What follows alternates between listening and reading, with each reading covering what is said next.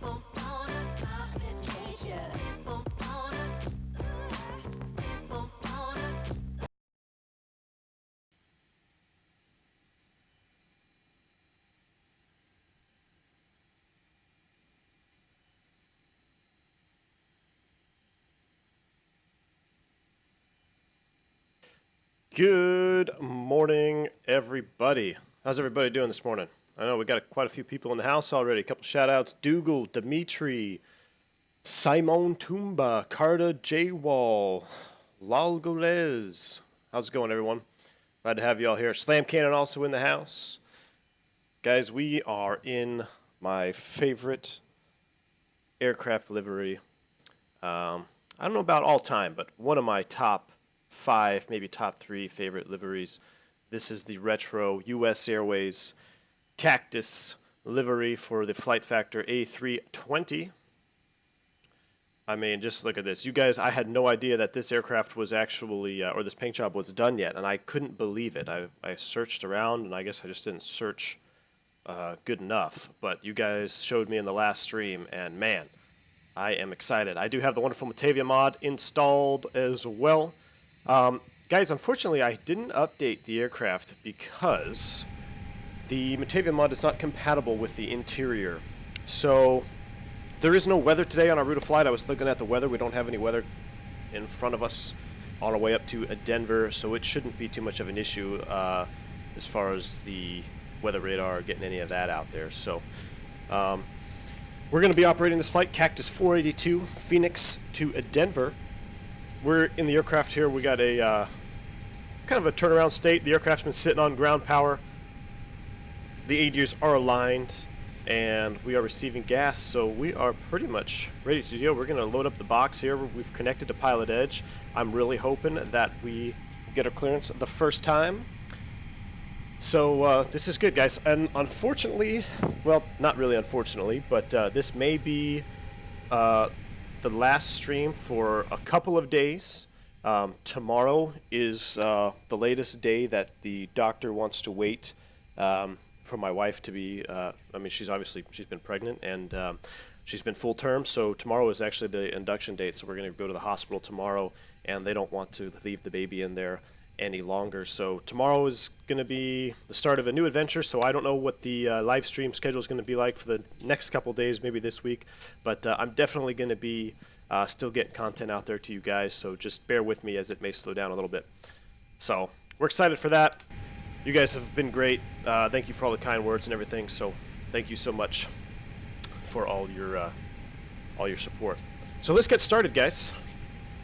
We are going to load up this box here real quick, and I've already initialized the front page. We're Phoenix, Denver, no alternate today. We're going as Alpha Whiskey Echo 482. That's the ICAO for America West, the old call sign Cactus 482. We're going cost index 99, flight level 330. Let's load up our departure here. We're going off of the, well, we should see what the Addons is doing. Let's see, 2757.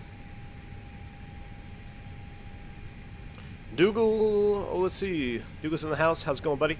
Just catch up on some of these comments here. I had one of the wrong filters on. Mr. Dillon, how's it going? Mr. Dillon in the house. Let's see, what did I say? 127.57 for Addons.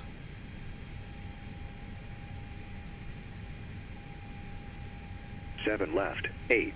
Visual approaches in use. ILS runway 7 right at ILS runway 8 approach in use. Simultaneous approaches to parallel runways in use. VFR departures, contact clearance delivery, advise on course heading, altitude, and if flight following is requested. Read back all runway assignments and hold short instructions.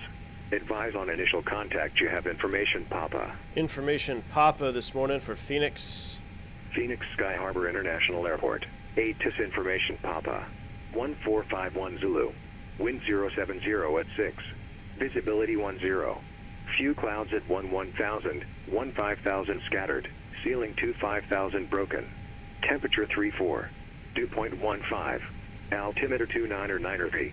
Arriving runways 7 right, 8. Departing runways 7 left. We don't need that anymore. All right, so they're launching off the eastbound runways. So let's go ahead and we're going to take off runway 8.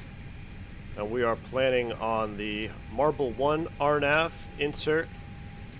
Let me go ahead and get this set up here.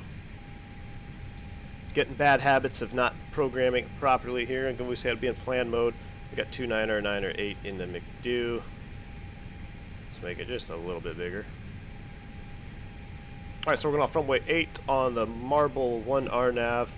out to Yotes. And then our flight plan is going to be Uper, Yankee, Oscar, Oscar, Papa, Romeo.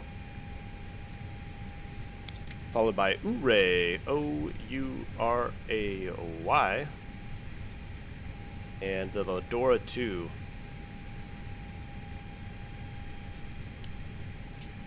Oops, what am I doing? Wow, haven't flown an airplane in a couple days, guys. I already feel a little bit rusty.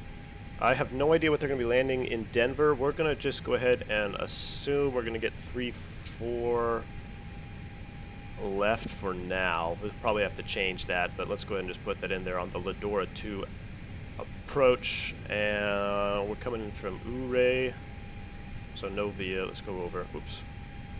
Clear that out. Not allowed. All right. Well, we'll go no VIA.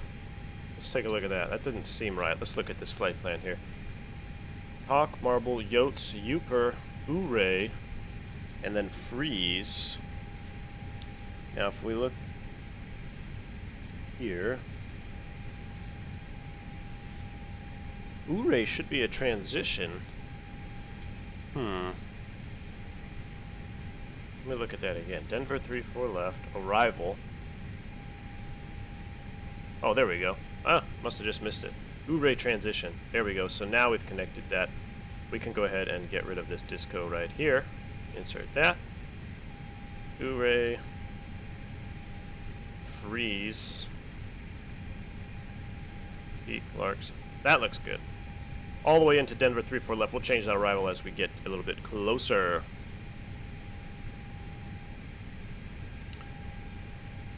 Carla Jawal says, real life is first, and that is as much real life as you're going to get. Big congrats. Thanks a lot. Thanks to you guys. You guys all have been really supportive, and I really appreciate that, guys. You guys are awesome.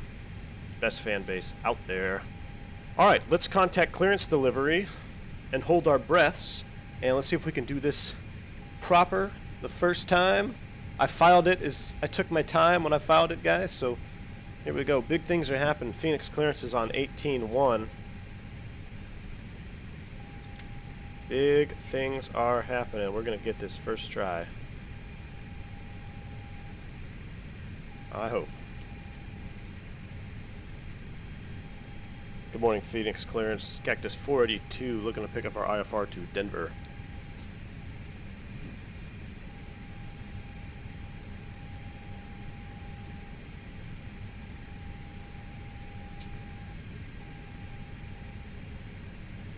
Cactus 482, Phoenix clearance, cleared to the Denver airport. Mr. Bill 1 departure, Uper transition, then as filed.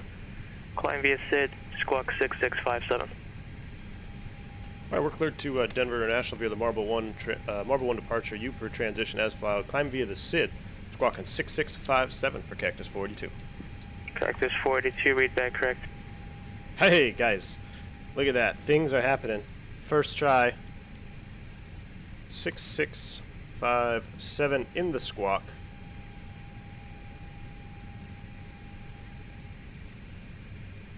All right. Here we go. That looks good. And climb via the SID. I'm going to leave that page up right now, but I know this SID, the Marble 1 departure for Jet's top altitude is going to be 8,000 feet. So we can set that right there. How are we looking on fuel? We got 10.9 on board. That looks good.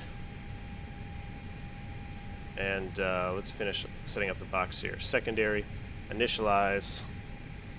I'm just going to type this in here. Phoenix to Phoenix. And then we're secondary again. Boom. We're going to return back to the longest runway, runway 8. Right here. Secondary one more time. Performance data. We have 29.908. Temperature was 3.4. And the wind was 070 at 6. It's already toasty out here in Phoenix this morning. It's already 35 C almost. We're just going to put two... Oops, what did I do? I did that again. That's my fault, guys. I just moved the flap lever. Ignore that. That'll go away when we start up. I went to type 2, but apparently that was my binding for 200. We'll just put 200 in the DH. So what I'm doing here in that secondary, technically, by definition, we should put the MDA in here, but I'm just putting the 200 DH, or the height above ground level, just for simulation purposes. The MDA is typically going to be just about 200 feet AGL anyway, but it will actually publish the MSL altitude here, which our procedure, we put that in. But you can put 200 DH, which is rad alt as well, so for flight simulation anyway. So our secondary is good. San Francisco clearance, November 285, good morning. Nothing in the rad nav. IFR clearance to Reno. Init B page. Here we go. Let's take a look at this. So we're going to come back over here to our service panel. We've got a full load, guys. We're going to take a hot and heavy 320 into Denver, high altitude. We'll look at some high density altitude stuff when we get up there. So let's go ahead and look at our cargo. That's good. Let's go ahead and make sure that that is set. We're going to remove that. Remove that. Our passenger is full, so that looks good. We've got 10.9 kilo. We got plenty of gas today. We actually have quite a bit of gas. We'll remove the fuel truck, and we're going to do weight request. So that's that. And now we go to perf data. Let's see what we have here. Our zero fuel weight, 59.3. And our zero fuel weight, CG, 27.3. That lines up. Everything looks good. We have no alternate tonight as well, so, or this morning. That looks good. This is, so on this fuel, or this is the init page B, but I am going to be Number doing... 285, clear to the Reno Airport, San Francisco Fort Departure, vectors to Victor 150, then that's filed. So, I'm going to be... I know you guys have enjoyed that McDo series episode, so the next episode we're really probably going to talk about the fuel predict page and kind of how to modify your fuel predictions, because it's pretty much standard between the 319 and 320 as well. The page is almost the same. So we're going to talk about that probably in the next video that comes out in that series, but I'm enjoying that one. I'm glad you guys are as well. November 285. Alright, so that's good. We got to close up some of these doors here. Service panel. Let's go ahead and... Why do I have a cargo door? Oh, that's why. Listen to those hydraulics closing up. Perfect. Alright, let's get the APU fired up. We've got our gas. Fuel pumps are coming on.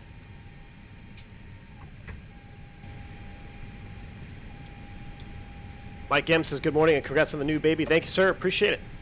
Scott Martin. You're not the real Scott Martin. That's a bass fisherman in Florida, are you? Like one of my heroes. He says, what do you use to convert your torrent? I use, is it BitTorrent? No, that's who would download it. I just use a command general. I downloaded it from the X-Plane forum. And, you know, I watched I mentioned it before, but Q8 Pilot has a video on how to install the ForkBoy ORTHO.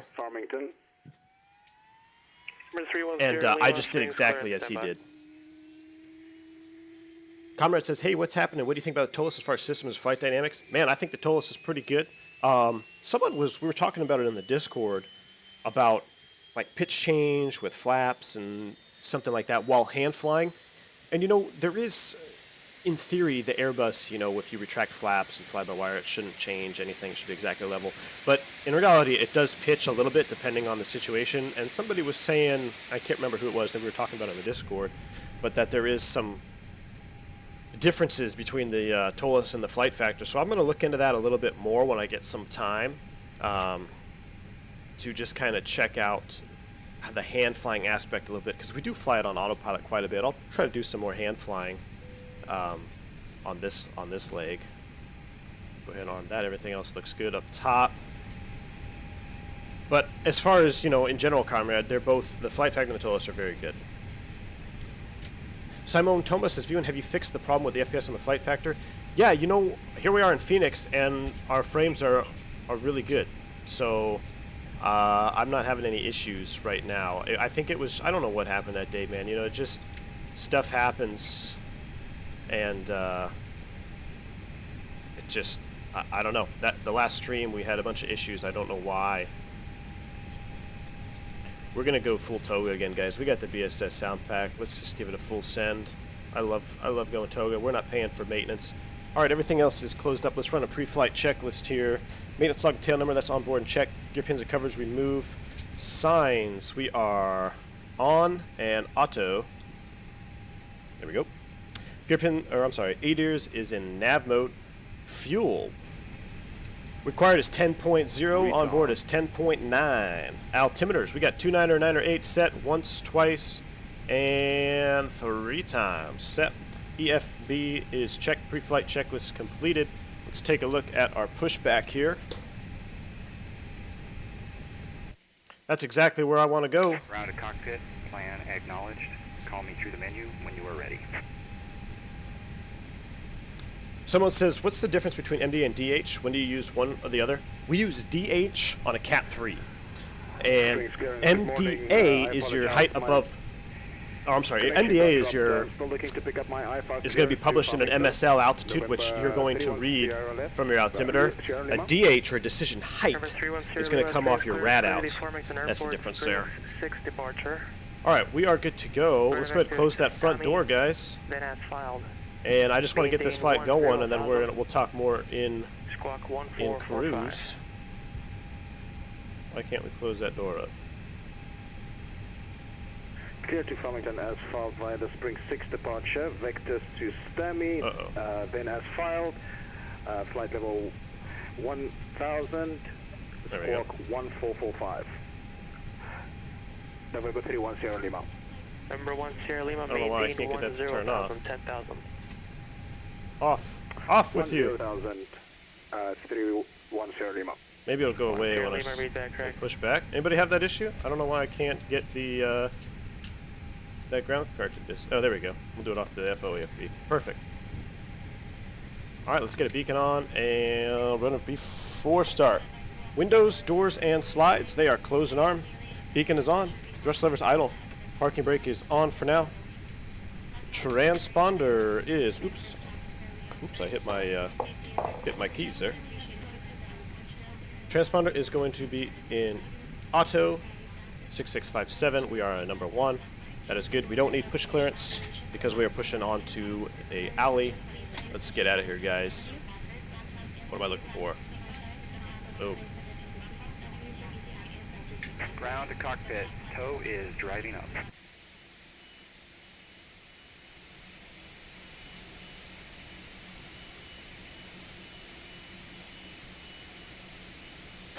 Scott Martin says, yeah, on the ForkBoy page. Yeah, Scott Martin, if you have any questions about installing the Ortho, I highly suggest you look at Q8 Pilot. He did a whole tutorial on how to install it step by step. And I'm not very, I mean, I think I'm decent with computers, but I mean, I'm nowhere near some of you guys. You guys are on a different level with, you know, running command prompts and all that. And he walked me through it step by step. It's a great tutorial. I am Dimitri says, I hope you are caught up on your sleep reserves. They will be greatly stretched comes tomorrow. That could also mean more night streams. You're absolutely right, Dimitri. We might have to do some, you know, some Airbus red-eye flying, which, you know, here in the States might be prime time for you guys. Good morning. So, 31 Sierra Lima is yeah, it'll be fun, man. We're going to have a good time. Information, Bravo, ready to taxi. Simon Thomas says, have you thought about doing a video replicating Cactus 1549? I have. I might do a little cinematic trailer. I don't know why this ice light is on here. Let's take a look at that. Taxi 235. It's probably because I have the switch on. 31 Sierra Lima.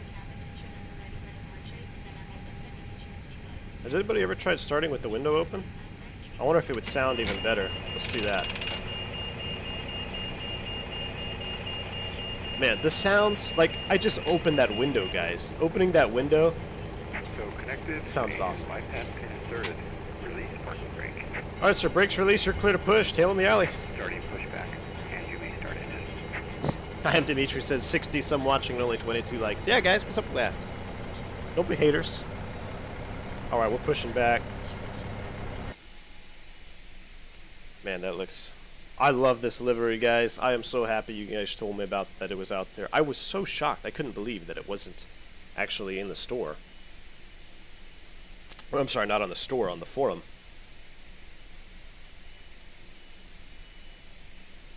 I was hoping we'd have a nice clear day. Got some clouds here in Phoenix this morning, which is kind of unusual. Alright, let's fire it up with the engine, with the door open. Let's see if it sounds even better. Alright, we got bleed pressure, turning 1.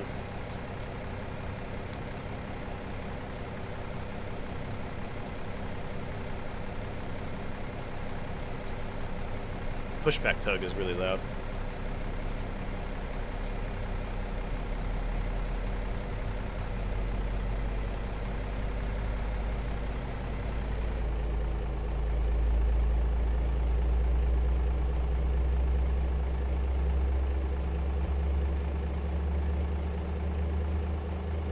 Operation complete.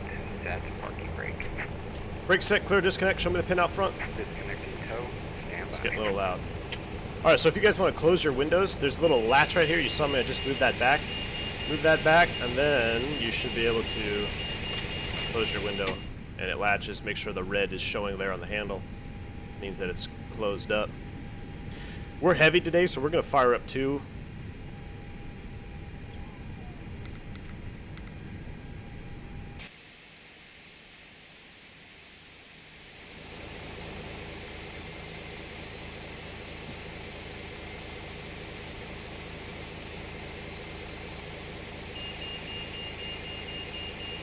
Arslan Noor, morning cap. Would love to see would love to see how the full RNP approach is performed by the book. Ooh, we can Tow do. is disconnected and bypassed and has been removed. Hand signal will be on the right. We'll see you next time and have a great flight. All right, thanks for the smooth push. We'll see you next time. You know, I did a full RNP on, I believe it was the professional series, the descent and landing. We did an RNP into Phoenix or an RNAV. I'm probably going to start moving out east a little bit when I start doing a few more streams. I've been doing a lot of West Coast stuff just because I really enjoy this Pilot Edge network. And, well, that sim is okay for right now. Man, when you fly on Pilot Edge, you kind of get spoiled with how good it is. So I like having the ATC factor. But I want to do a full RNP into Washington National. They have an RNP on the river visual. Normally it's a river visual approach, but they actually have a published RNP approach that we can do in there, which would be kind of fun. All right, we're on the north side, so Phoenix round is 1975, I believe. I think that's right. I've been here 1,000 times. I think it should be 1975. What's going on here? There we go. 1975 for ground. Perfect. Tower off the north side is going to be 18.7. I know that for a fact. It's kind of sad when you start memorizing frequencies. All right, 1975, 18.7 for ground. We are flaps 1 takeoff. Let's do an after start checklist. Engine anti-ice, it is off. Yellow electric pump is off. And rudder trim is 0. 4-start checklist completed. Let's get out of here, guys. Man, I love this. I love this livery. I just want to do this whole flight looking outside. Morning, Phoenix ground. Cactus 482. We just pushed off Bravo 22 here in the alley. We're ready to taxi with information, Papa. Cactus 482, Phoenix ground, the runway 8, taxi via Bravo. Runway 8, taxi via Bravo. Cactus 42. Alright, so we're going to runway 8 via Bravo, which we just pushed off of over here. So we're going to go straight ahead on Charlie 11. We're going to take Bravo all the way down to runway 8. Let's go ahead and release the brakes. Listen for this spool up sound.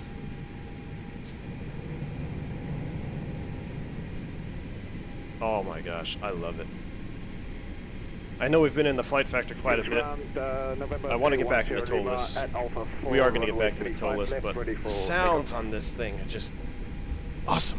November 310 Lima, when we tell you to taxi via Alpha, you're supposed to just take full length, unless we specifically issue the intersection. So just, and also when you're ready for departure, you don't need OT to, says, how does the auto brake ground, know to just, start switch braking? the For tower example, on automatically. takeoff, when you put max auto brake, how does it know only to start braking in an RTO? OT, it has to do with thrust lever angle and wheel speed, I believe, above 60 knots, and a thrust lever angle above, I can't remember what the thrust lever angle was, but then it will go into RTO mode. So yeah, I could throttle up here and then just come back to idle, and it won't go into RTO. But it has to do with, I believe it's wheel speed. I really need to look that up. I'm going to be going into training here again pretty soon for recurrent when I get off leave, so I should really start studying. and I want to say it's thrust lever angle. That might have been the Embraer. I've been secretly flying some Embraer aircraft in X-Plane because I also, you know, typed in those as well, and I've been trying to refresh my memory. But when you start doing that, you get a lot of conflicting information. Sometimes you think, oh, it's this way, but no, that's actually a different airplane. And I can see why, you know, when you work for an airline, you really only remain current on one aircraft, because you start overlapping knowledge and systems on different airplanes when it's incorrect. So I'm pretty sure it has to do with wheel speed. Thrust lever angle might be an Embraer thing.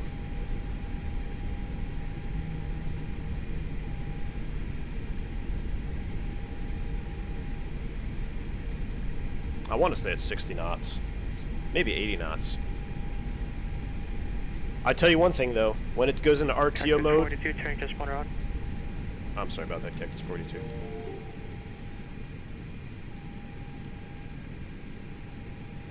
Are you receiving it now for Cactus 42? Affirmative. Thank you. Sorry about that, sir. So that's kind of weird. So in the real aircraft, you can leave it in auto mode. We don't turn it to on until we take or we go for takeoff, because in on mode it's going to be doing mode C, and auto on the ground you won't have altitude reporting. So the real ground radars for the air traffic controllers, they don't want to see your altitude on the ground because that clutters their screen. So they have a bunch of digits, so they request it to be in auto, which will get rid of the altitude reporting function. But I guess for Pilot Edge they need to have it in the on mode. Alright, let's do a taxi check here, flight control check. Here we go, full up. Full down. San Francisco ground, Neutral. Runway 28 Full right left. at Echo, taxi via Charlie Echo. Full right. Neutral. 28 right. Full left. Echo, taxi via Full right. Charlie and Echo. November Neutral. 285. Auto brakes. Number Max. 310 Lima, connect departure. Takeoff config. Those come on. Over to departure. That can go to TARA. We'll make a little PA. And then we did the calls button. Flight attendants prepare for takeoff. Let's run a B4 takeoff checklist, please. For takeoff check, gross weight comparison is complete. Pitch trim is... it was like 27% on it, so that looks pretty good. 27% CG set. V1, VR, V2 flex off the glass, 144, 152. Toga is set. Flaps config 1+F. Fuel on board. I'm sorry, flight instruments. They are checked. Number 310 Lima, strings Flight departure. controls check. Recon, ECAM memo. climb, Takeoff. maintain, All level green. 180. ECAM status check. PWS is on. TCAS code set. TARA now. Cabin crew advised. Mini briefs complete. 10 Runway. Lima, flight level 180. We're going to runway 8. I see it out the window. We got runway 8 in the box. Fuel. 10 required. 10.8 on board. Engine mode selector is normal. Leads and packs are set. For takeoff checklist completed. We are good to go. Let's get back on center line.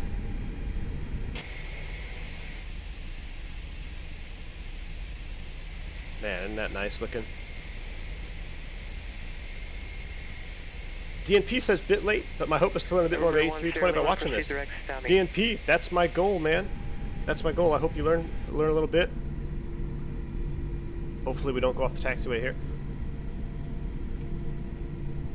Do you have payware, Denver? It looks great with ForkBoy. Let's hope for clear skies so we can draw. I do have Denver ForkBoy. I don't believe I have the Denver scenery installed. I think I was supposed to install that. I think I uninstalled it. We may be going to default Denver, but I know I have ForkBoy out there, so yeah. Are you guys talking about the Xcoder Denver? I think that's what Slamkin says, is that Xcoder KDen. Carter well says Xcraft or SSG. That's a secret. Comrade says, I'm actually making an update to the CFM56 engine sounds, so it will sound even better. About 5 sound samples added to each engine and whole CFM outline redone. Awesome, Comrade. Comrade, are you not related? Are you involved with BSS, or are you do you work with them at all, or are you just making your own custom sound pack? I'm just curious. Simone Tumba says, talking about the outer brakes, they are not set. Hey man, we don't set them until we do our before takeoff checklist, so you know, gotta bear with me, man. Wasn't incorrect. I guess some guys also were asking, you know, you can't do flight control checks while you're moving. Yeah, of course you can. It just depends on the airline, depends on what procedure you're, what company procedures are. We do them all the time while taxiing now. The only thing we can't do is we don't want to do it when the tug is connected to the nose wheel. You don't want to be pressurizing any hydraulic systems. Like if you were to do a single engine taxi, the procedure is to get that yellow electric hydraulic pump on. Even though they have the nose wheel disconnect steer pin in the nose gear, it's just our company policy. We don't want to be pressurizing hydraulics or messing with hydraulics when the tug is still connected to the aircraft, just for who knows what happens. But yeah, we don't arm the auto brakes till we're on the taxi out and run the before takeoff checklist. But that can vary airline to airline across the world. So like I said, it's an Airbus. There's 100 ways to do the same thing, and they're all correct. Dougal says, I thought it was a lower speed, like 45 knots. It might be, Dougal. I'll look it up as soon as we get airborne, because I actually want to know, because that's a question I'm going to be asked on my recurrent check ride, so I need to study that. I need to get back in it, man. I've been out of training for a while.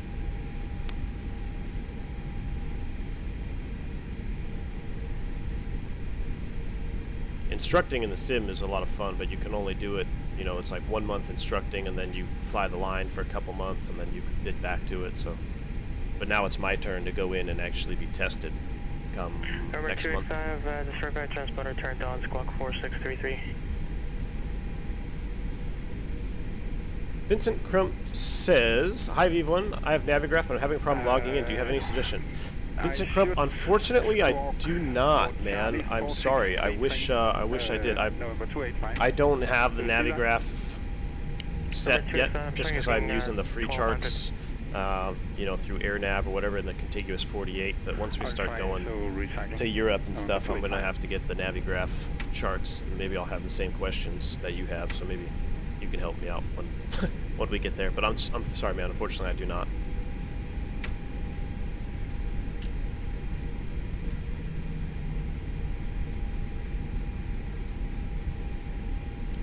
Got Sendero in the house. He's an Airbus captain as well. Sendero, do you know auto brake rejection speed? Is it 60, 80 knots? 45 knots? That seems a little low. I thought it was more like 60 or 80 knots for the RTO to kick in.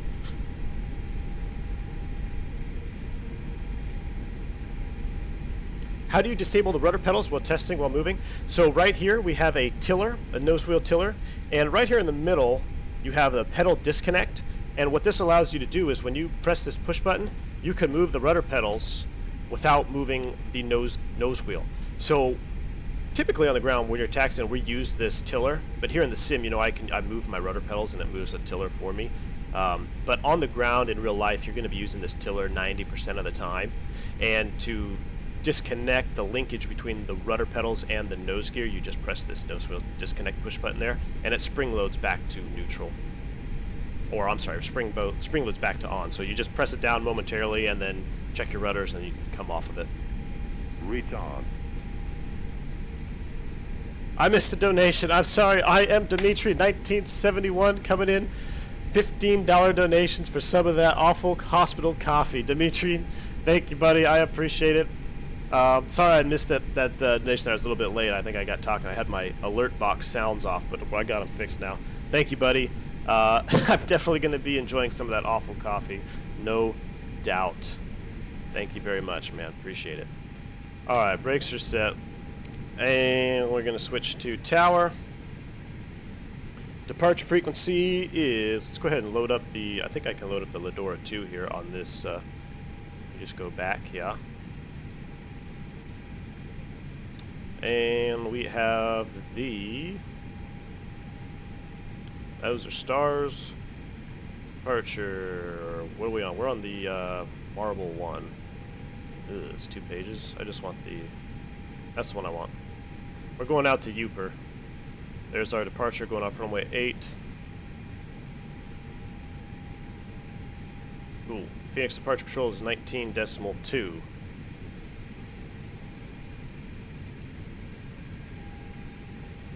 Alright, let's get out of here, guys.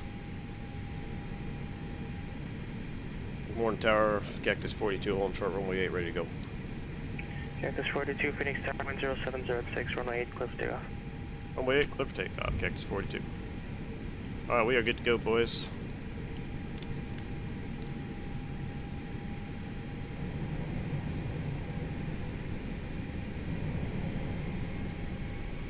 San Francisco ground, November 285, holding point Echo. Do you see transponder code 4633 now? Affirmative. November 285. And that's holding point Echo, November 285. Alright, we're going to line it up on the runway here. Right, that checks. Let's take a look outside just because I love this airplane. Oh my gosh, look at that. Look at this livery. Looks so good. Alright, here we go. Popping them up. Nose forward on the stick, 50%. Send it. Mantoga, SRS runway. Auto thrust is blue.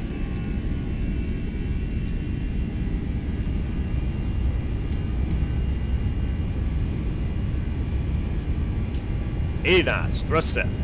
Check it. Neutral by 100. I was a little late on that one.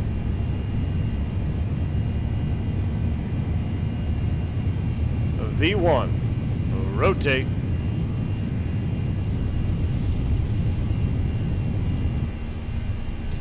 Positive rate and gear up. We're navving.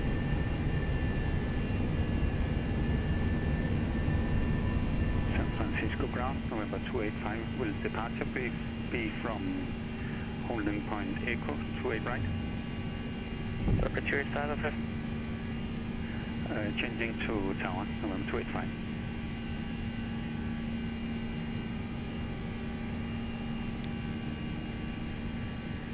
Cactus 42, connect departure. Over departure, we'll see you, Cactus 42. Alright, we'll lower the nose, get a positive trend on airspeed, and we're going to get those thrust levers back.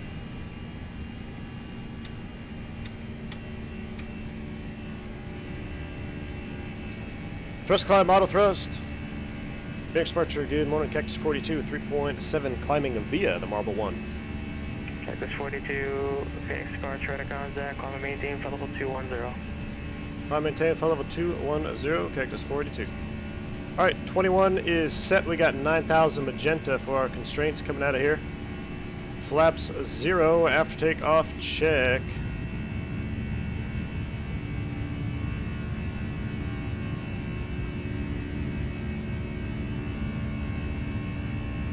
I might have to turn the autopilot on just so I can look at this airplane.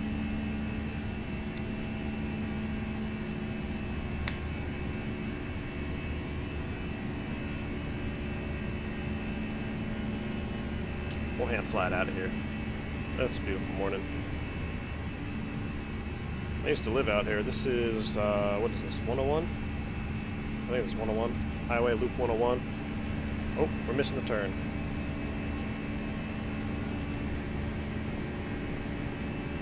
This is the ForkBoy ORTHO as well, coming out of Phoenix. Wind 2807, runway 2 right at Echo, clear for takeoff. Man, it looks good out there.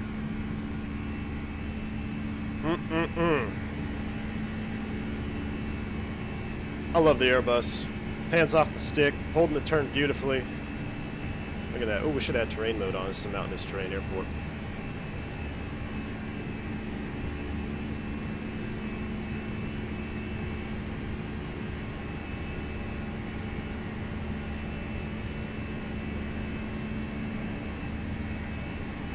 OT says, do you think any of the Embraers for X-Plane are any good? OT, unfortunately, I do not.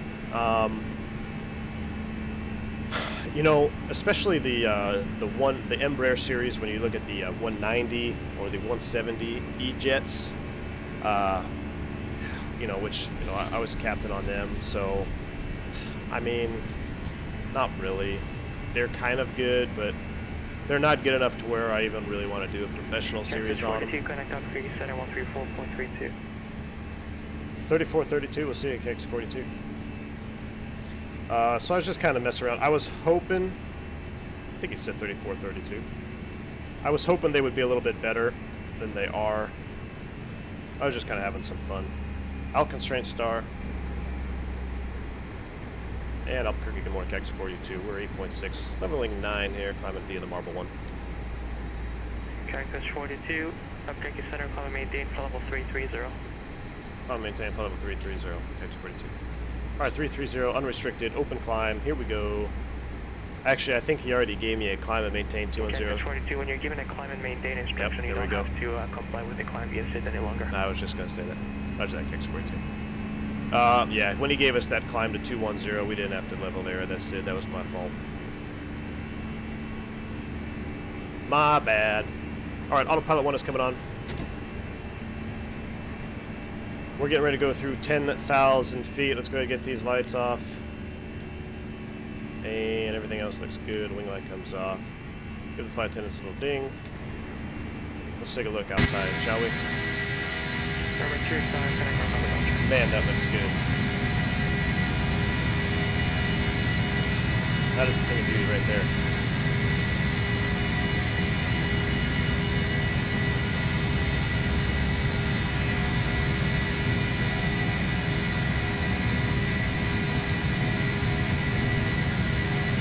Number 285, Norcal departure, radar contact, climb maintain 15,000. Comrade says, I am BSS. Okay, I have to run. We'll talk to that good flight. Oh, wow, I didn't know he was BSS. Well, that's pretty cool. I am looking forward to that total list pack. Sendero says he was looking up that speed. 72 knots. I should have known this. They just did this to me in the sim last week. They do at low speed of bore. That's right. It is, and that's, you know, I thought it would be around 70-ish because that's what we have, at least where I work. We've got an 80 knot call out, which symbols, or which is kind of an alert to us. Okay, we got a high speed report or a low speed. And 80 knots would be, okay, if you rejected 80 knots, you're going to get an auto brake activation. So 72 knots, guys, will trigger it. Thank you, Sendero, for looking that up. Sendero also asks, are you using track IR or do you have head shake on? I actually use a little bit of both. So right now I got my track IR paused. But yeah, when you see me looking around the cockpit or moving around, it is track IR. But I also have real view. Let me just make sure that is, yes, real view is my head shake add-on. So when we're going down the runway and you see it jiggling a little bit, that's what that is. Carson Priolo says, I'm flying the 747-8 right now. That's pretty cool. Sendero, I used to live in Gilbert, Miss Phoenix. Oh, nice, man. I used to live in Scottsdale. So, not too far, man.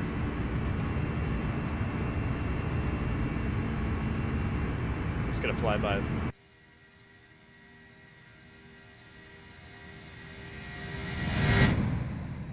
Getting ready to come over the mountains. I love it.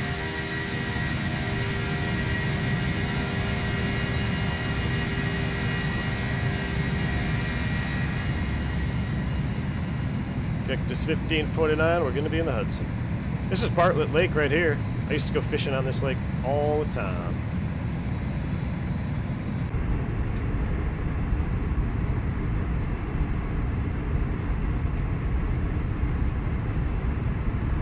DNP says, I haven't flown the sim for so long, mainly due to performance. Now I don't know where to start. Again, like, are there any tutorials you recommend? Are you tutorials for the Airbus, or you just mean like getting back into X-Plane? Anything tutorial related, man, check out Q8 Pilot, see if he's got what you're looking for, because he does some fantastic tutorial and review videos as well. But if you're talking about getting into the Airbus, I've got quite a few tutorials on my channel. You know, in the professional series, I talk about it on here. It's basically kind of a day in the life. I walk you through what happens to the flight crew when you get to the aircraft, and we go through one whole flight together. And there is enough information, I think, in those videos that you can actually go from start to finish. If you don't know anything, you just kind of follow the tutorial. You should be able to get through any normal condition day.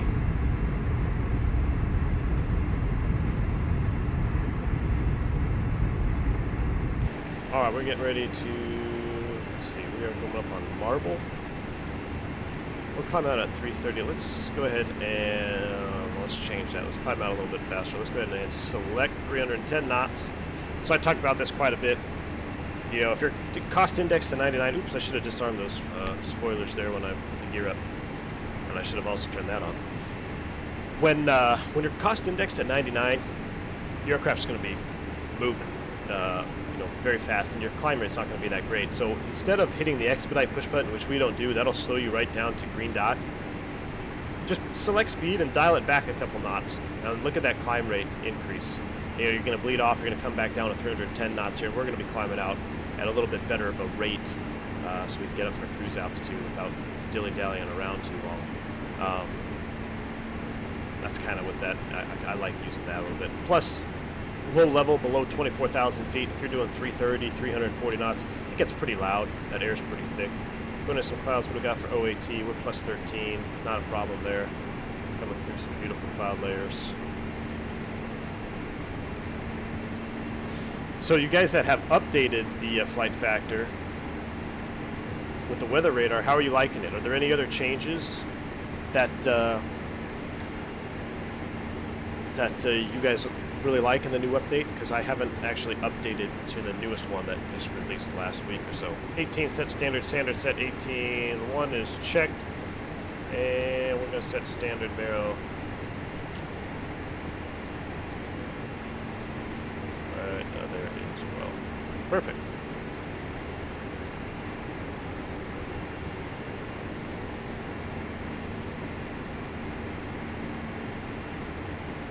Albert Christian says, when you have to start flying the Neo, did you have any kind of training or iPad lesson?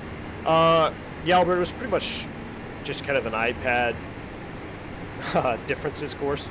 It's really, the Neo is really seamless. It's really integrated well, you know, into the CEO engines of the Airbus. You really don't have much differences with the Neo other than you get a couple performance knickknacks, I guess. You know, low level, it climbs really well. It's really quiet, and it climbs good at low level with that big bypass engine. Once you get up to the higher altitudes above 28,000, the Neo is kind of a bit of a dog. It doesn't really have the oomph that the CEO engine does, and I don't know if that's just me thinking that or if that actually is true. I don't know if it's got a smaller hot section to the engine, but you know, and then obviously I think the biggest difference really is engine start. When you're starting a Neo, you also have an additional push button. It's an option, not all of them have it, but we have the dual cooling push button, which is up here. And essentially what happens for those Neos when you start them, you really they gotta go through a cooling cycle, and it can take up to a minute just to cool them. So if you have the dual cooling push button on and you start engine 1, it will actually siphon some air over to engine 2 and start the cooling process for number 2 while the first engine is cooling as well. So that's not starting, so you can cool them both. When you hit the start switch, they're both going to go into a cooling mode.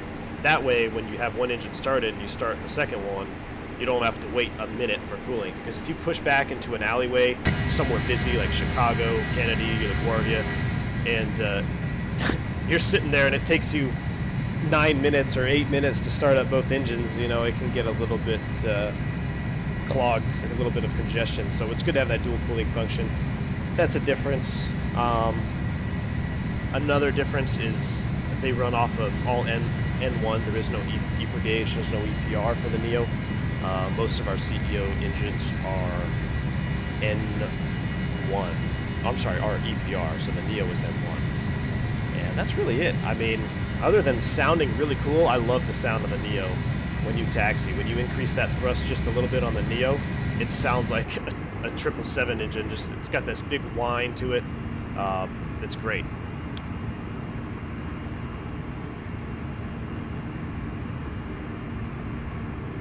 Sean Stevens, ex-Cave Creeker here, missed that area too. Awesome, man. Cave Creek. Yeah, good times up at Cave Creek. We got a couple Phoenix. We got Phoenix, Arizona representing here in the stream. That's pretty good. Captain Kringle says flight deck to see him stream on the A319 right now. Ah, man, I'm gonna have to check that. I'm gonna have to check that stream out after I conclude this. I want to see how he did. He's a Boeing guy, but it should, I mean, an airplane's an airplane. He shouldn't have too much trouble with it. So he seems like a genuine dude.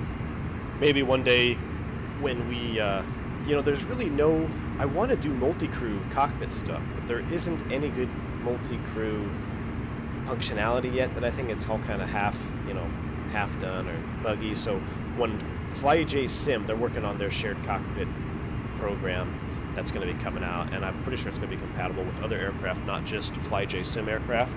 So when that comes out, I'm looking forward to that.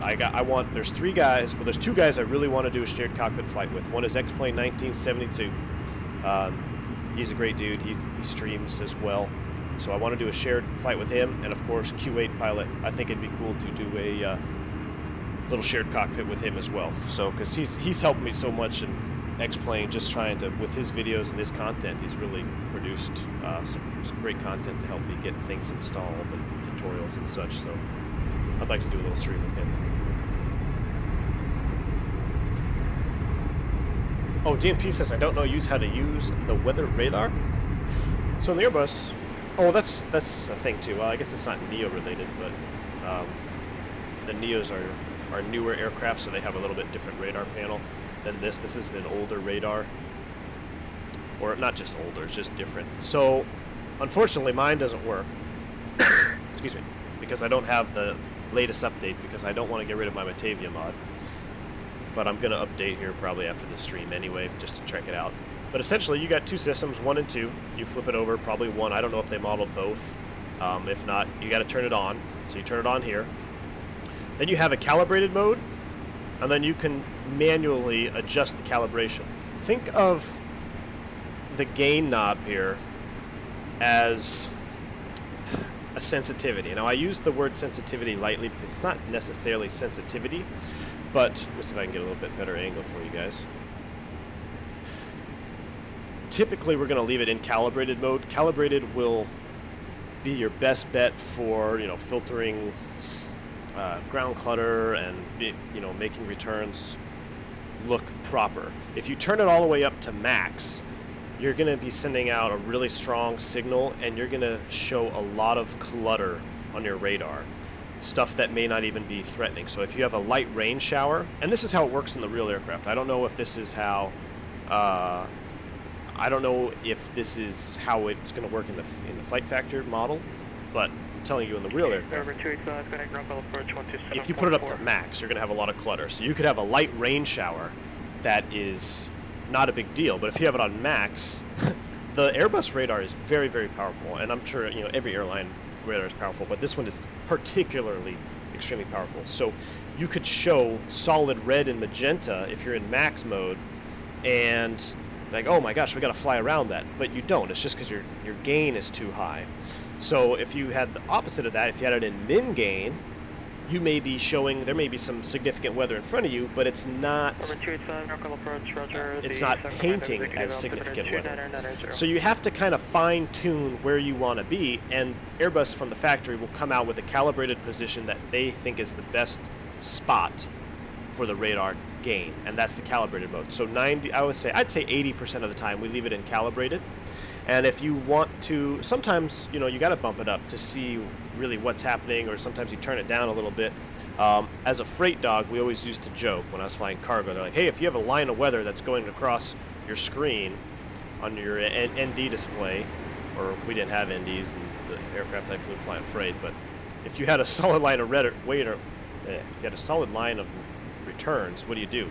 Well, you just turn the gain down until you find a hole, and then you fly through the hole.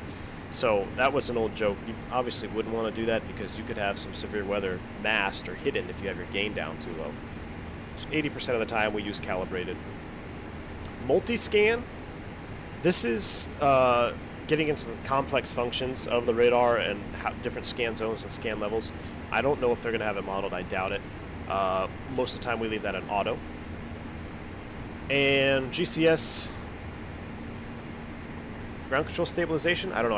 I'm drawing a blank right there really quick. I'll have to look it up. And then here is our tilt.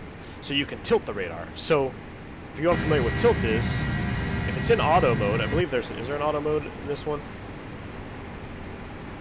Yeah, if it's in auto mode, if you have multi-scan in auto, I believe it's multi-scan in auto, your tilt function you don't need to mess with, because what'll happen is, let's go back into manage speed here. when you're climbing out, you see how the aircraft's at a slight pitch up attitude here? If you have the radar zeroed, you're going to shoot radar up above. Now, if you're below weather, that's good because you want to paint stuff up here. But if you're climbing out and there's weather below you, that's not really a factor, but maybe you want to track, see if it's building. If your tilt is up, you're not going to be painting the weather below the aircraft. So then you would probably have to zero or tilt down a little bit to scan in front of the aircraft.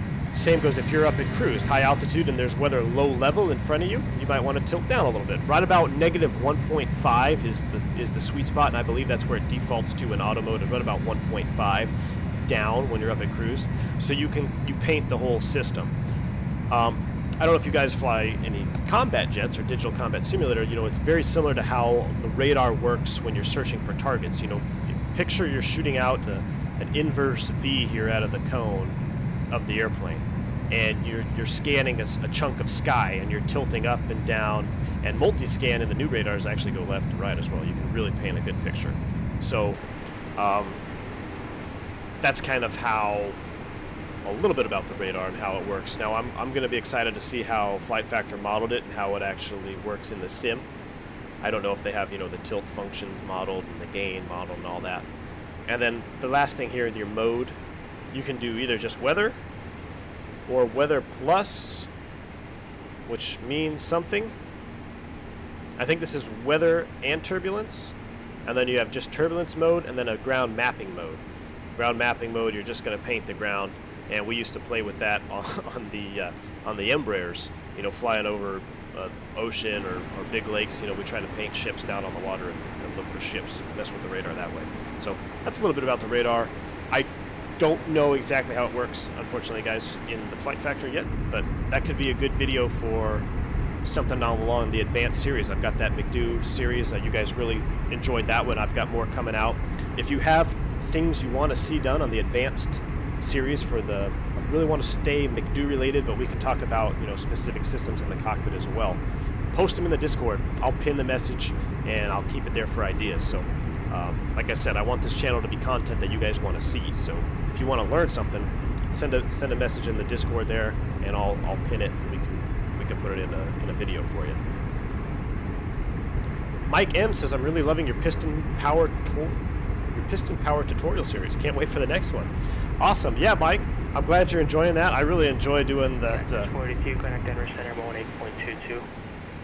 1822, KX42 was it? Whoops. 1822.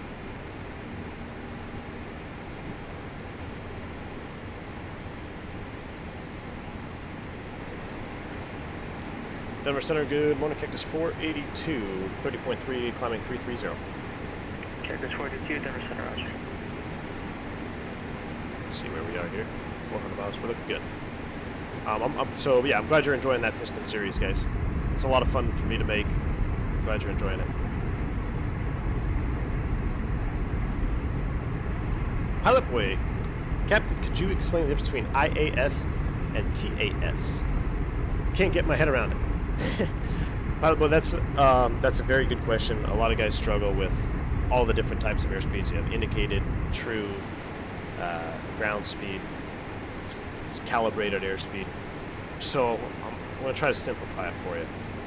Your indicated airspeed is, oops, over here. Indicated airspeed is going to be the airspeed you read off of your gauge, right? Now, when we've looked back to aircraft with less advanced systems, your indicated airspeed, you know, it comes through the pitot-static system.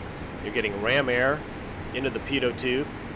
That's being fed through a bunch of sensors and components to display an airspeed on your speed tape. Now, as you climb up in altitude, the air becomes less dense. So if the air becomes less dense, that means your indicated airspeed is not going to be able to show as fast as you actually are, because it doesn't, the air doesn't have the density to move the equipment or the sensors to show you how fast you're moving because it's so thin. So that's why as you climb in altitude, your indicated is going to decrease. Now, insert true airspeed, your TAS. Your TAS is actually how fast the aircraft is moving through the air. So it's not being read off of your gauge. It's not related to the air being in your pitot tube being less dense and not having the ability to read higher. This is actually going to be your aircraft speed through the air. So when I go to shift 2, a flyby view, the aircraft flies through the air fast. This is the true airspeed. It's the actual speed the aircraft is moving through the air. That's your TAS. And that's kind of a simple way to put it. I hope that, you know, a little bit of a help for you. I'm not going to confuse it with calibrated airspeed and things like that. And then, of course, you have ground speed, which is right here. That's just speed of the aircraft over the ground. And that can change varying on winds aloft. So I hope that's a little bit more clear for you. Comrade V1 Sims, do you get to fly the IAE as well? Yes, comrade. I actually prefer the IAE engines. So this is the CFM. I don't like the CFMs at all. I really want the IAE engines. That's why I'm excited for your TOLUS 319 pack. I hope, I don't know if it is on the IAE or if it's going to be CFM.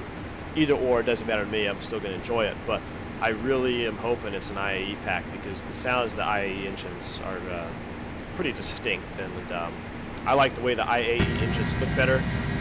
Or the way they look, I think they look better, and I like the reversers. I don't like the flower pedal reverse that you have on the CFMs here.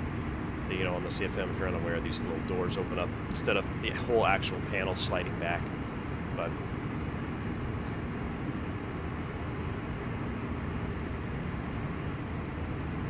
Albert, which engine of the 320 do you like the most? Yeah, I think, you know, which do I like the most? I like them all. I mean, the Neo is cool because it's huge. I mean, I can stand. I'm 6 foot tall. I'm 6'1". I can stand in the Neo nacelle.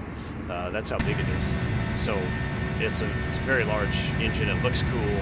It sounds cool. But I think I prefer the performance and reliability of the CEO engine. You know, the standard ones that we have. I don't know if I have 100% confidence in the Neo yet. And then CFM would be my least favorite. I'm ready to 2 Juliet with Salt Lake Center standby.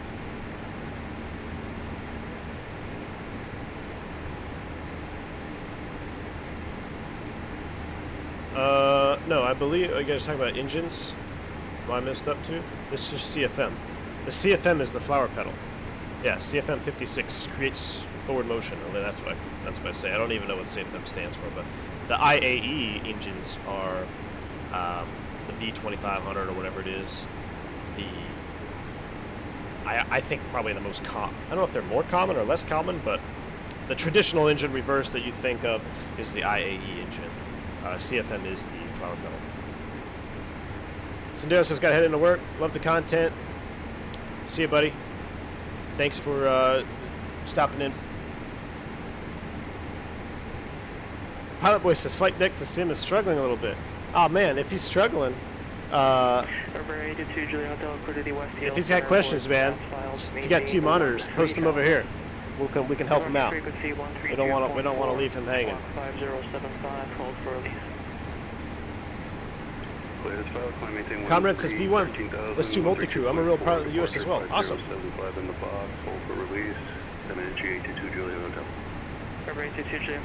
I'd like to do a multi-crew with you as well, man. I really want to. If you guys, have you guys done any multi-crews?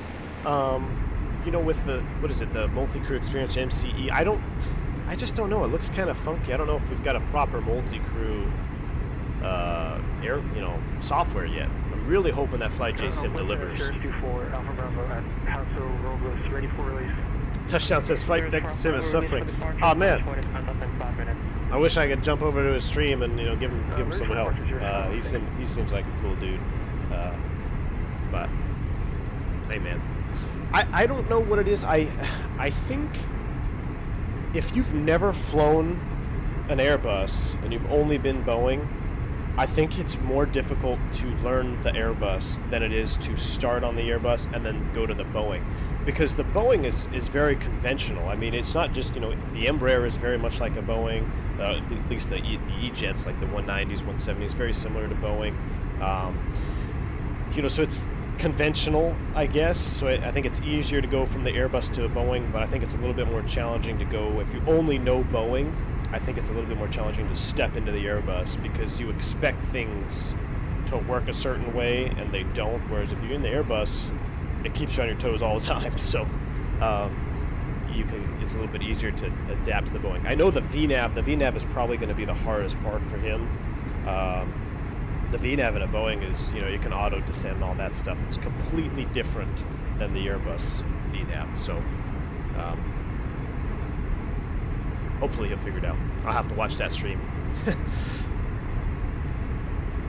Christian Roseness says, "Hi, what do you think of other Airbus aircraft like the 340, 330, 350, 380?" Man, Christian, the 330 is cool. 340 is cool. I'm kind of indifferent about the A380. I really don't like the way it looks, to be honest with you. I think it looks a little extreme. But the 350, I tell you what, man, if we had 350s, I would try to bid over to the 350 and fly the 350. I think that airplane looks amazing. Looks beautiful. I would love to fly the 350. Maybe one day we'll have a 350 in the sim. That would be cool. But the 350 is probably my favorite Airbus out there. I've never even flown one, so I just like the way it looks, and it's a really sleek looking airplane. I think Airbus nailed that one. Pilot Boy, great explanation. Thank you, man. I hope that helps. OT says, would you ever consider switching to a Boeing such as a 787? I don't know, man. I'm kind of spoiled, to be honest with you, in the Airbus. I mean, you look at this cockpit. I don't know if you guys have been in, when you fly commercially or whatever, you go check out the cockpits, but the cockpit on the Airbus is friggin' luxurious. It's a Cadillac up here. I mean, you can come out here and do Pilates on the floor while you're in cruise if you want to. I mean, this cockpit is awesome. So I've got friends that have gone and flown Boeing after being on the Airbus, and they're like, man, it's such a higher workload, and you're more cramped. Not necessarily cramped, but it's a smaller flight deck. It's just, I don't know. I don't think I would unless I had to. The 787 is pretty nice, but I tell you what, I'd rather switch to the 350 than the 787 if I had a chance. I think the 350 would still be my favorite. But and it's weird for me to say that because before I ever even got into flying, when I was just a kid, I thought, man, Boeing is so cool. Probably stems from my, thinking the 727 is probably my favorite airplane. I'm a huge Boeing fan, or at least I was until recently. So I don't have anything against them necessarily, but I think I'm a believer in the Airbus now. One thing I do wish that was different is I wish that these thrust levers moved like a conventional auto thrust system in the Boeing. That you can actually just move and you can override them. I'm a believer in that. This is a little weird to get over, especially the logic behind the thrust levers. You can't just move them out and they work. It's a little bit different. And I think if I could change one other thing, I wish these sticks moved. Cactus 42, connect Denver Center 125.67. 2567, Cactus 42. So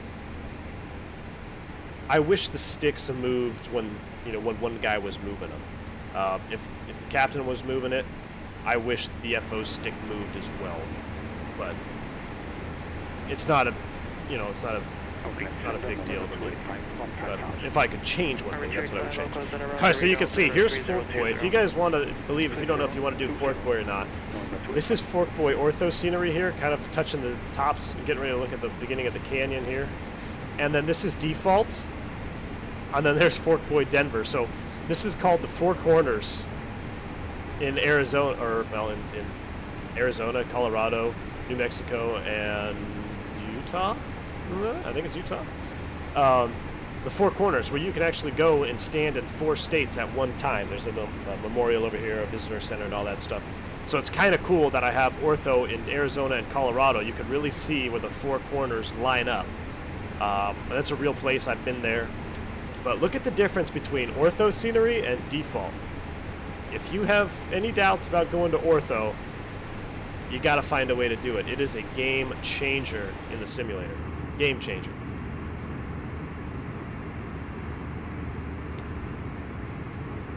Pilot Boy says, so performance-wise, all the engines and wings care about is the IAS.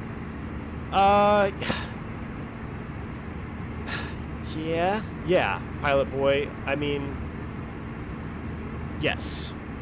You need to be moving forward.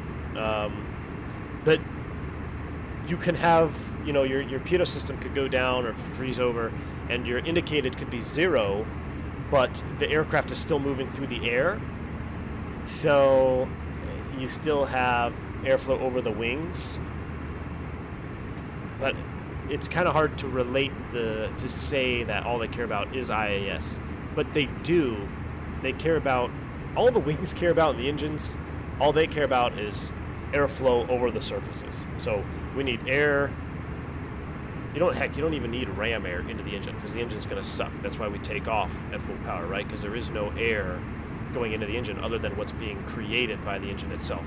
So all that really matters, if you want to really simplify it, all that matters is air flow over the leading edge and the trailing edge of the wing. We need airflow over the wings. Everything else is just tools that we use. Indicated airspeed is a tool that we use to relate to stall speed and aerodynamics of the aircraft. Comrade says IAE is my favorite too. Even for the way, if it's a deep sound, maybe you can record a few samples so I can make it in the Flight Factor 320. It's done already in FS Labs by me, not out yet. Ooh, really, Comrade? Interesting. Unfortunately, I'm going to be on leave now for the next 6 weeks, so I'm not going to be touching any real airplanes for a while. But if there's a way I could help, man, I'd love to help. Tolos will be released with CFM and then IAE. Aww. That's alright. It needs something, man. That Tolos needs some kind of sound pack. IAE, International Aero Engine. BA uses them, but it seems the CFM is the more common type. Pilot Boy. Okay. Interesting. What do we got here? We're going to do 288. Alright, guys, let me just do a quick review of the of everything going on here. Make sure I have proper comms, and let's get this set up here. We don't need Phoenix anymore. We don't need that anymore. We don't need this anymore. And we don't need that anymore. We're in Colorado.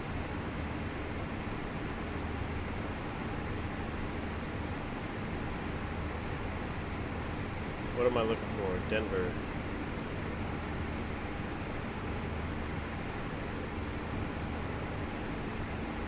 What? Colorado. Denver. Right there. Alright, I just want to get this set up, guys, before we get to into our discussions. So I don't get things messed up. Alright, so I got Colorado there. Addons is going to be 25.6. I'm pretty sure we're too far away, but let's see. It's going to be high density altitude. It's probably going to be warm, so we're going to check out. I want to be on top of things here. I don't want to get behind. Oops, 25. Runway 21, free close. Read back all runway of short. Oh boy, I switched comms off. Is it? Oh, now I'm all confused. 1822. Uh-oh. I messed up the radios. That should have been the comm too. And Denver Center, Cactus 42. Cactus 42. Oh, sorry, just doing a radio check. I switch the radios around there. I wanted to make sure I was on the right frequency. I'm on 1820T. Cactus 42, it's 125.67. That's why. Oh, we're back with you. 125.67 Cactus 42. Sorry about that. Roger. Oops, I should have been. I meant to be changing COM 2 here for ATIS, not COB 1. Got a little messed up there. ATIS RAM was 25.6, and we are still out of range, which I would expect from that. So, all right. We'll keep that over there for now. Let me look at the ND here, make sure everything looks kosher before I get too in depth with the comments. Let's go into plan mode and let's step through this here. Alright, so we're coming into Denver on the Ladora 2R now. We've got our restrictions starting out there at freeze, parks, pivot, everything looks good. Alright, so it bottoms out, actually it ends at Ladora, which is 210 knots at 13,000 feet. That's indicated here.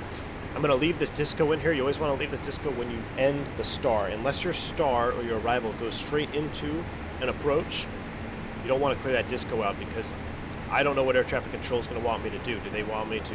They're going to vector me here. They have to vector me on this arrival. So leave that discontinent in there. Then I have 3-4 left in the box for our anticipated runway. I don't know if it's going to be 3-4 left or not. So we're going to hold off on all that. Now, he can say descend via the Ladora 2, runway 34 left transition, and then I can load up and approach via for 34 left and connect all this. But right now, I'm just filed Ladora 2, so I'm going to leave it like this until we get clearance from him.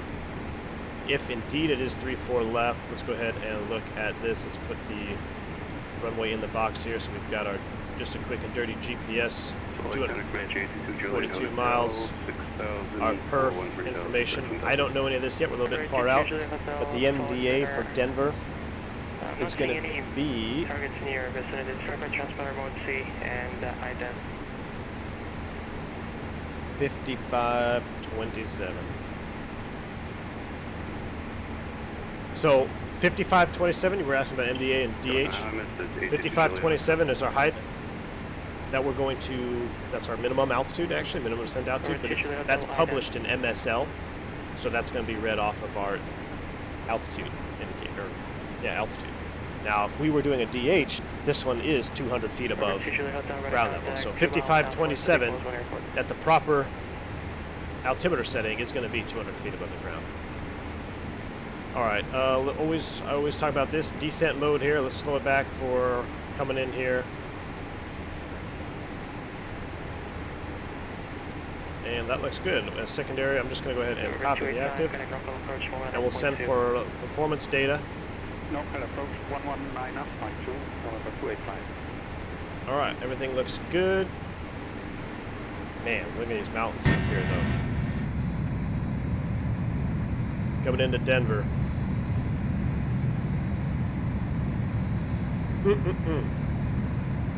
Beautiful. Francois Pons says, V1 Sim, yesterday I did a flight. Yesterday I did a flight with the FS Labs and I activated failures. I had a hydraulic B reservoir low air pressure. Wow.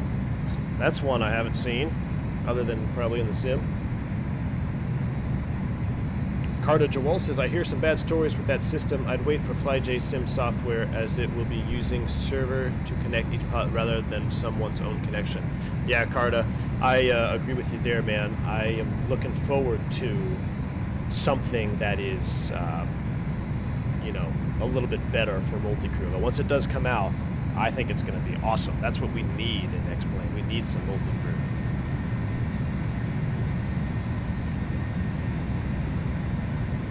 Francois Pons says, I did nothing and landed in Boston. Is there a procedure?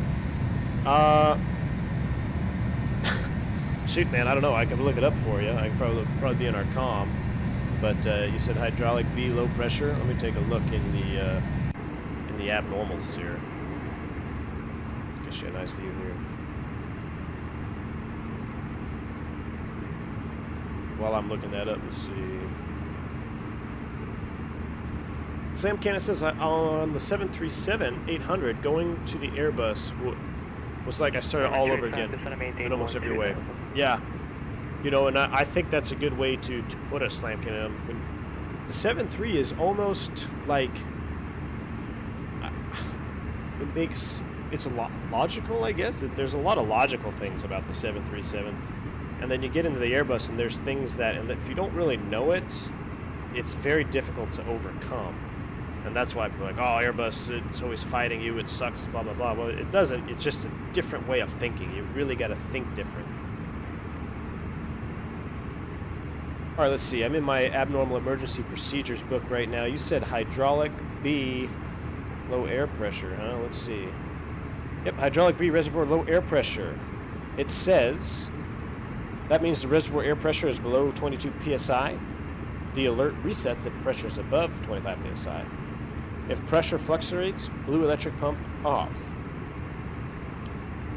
Associated procedures, B system low pressure. Fuel consumption increased. The flight plan prediction is unreliable. Secondary failures, flight controls. So yeah, there's some serious stuff with that. In-op systems, blue hydraulic, spoiler 3, Cat 3 dual. The blue electric pump, which actually, if you look at our overhead here, hydraulics would be right here. So this blue electric pump is what they actually tell us to turn off.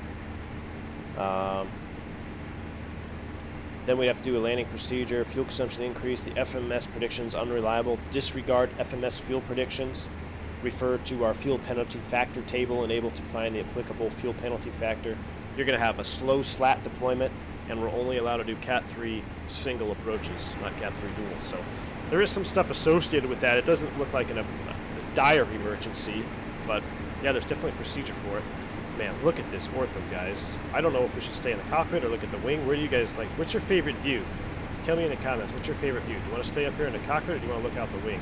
Oh my goodness.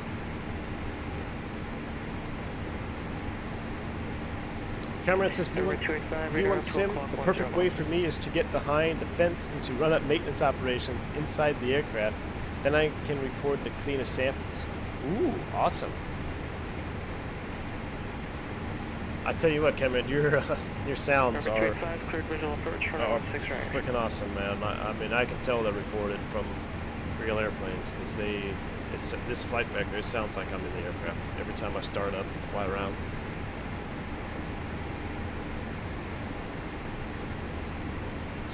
Dimitri says something really on the floor laughing with the Pilates comment.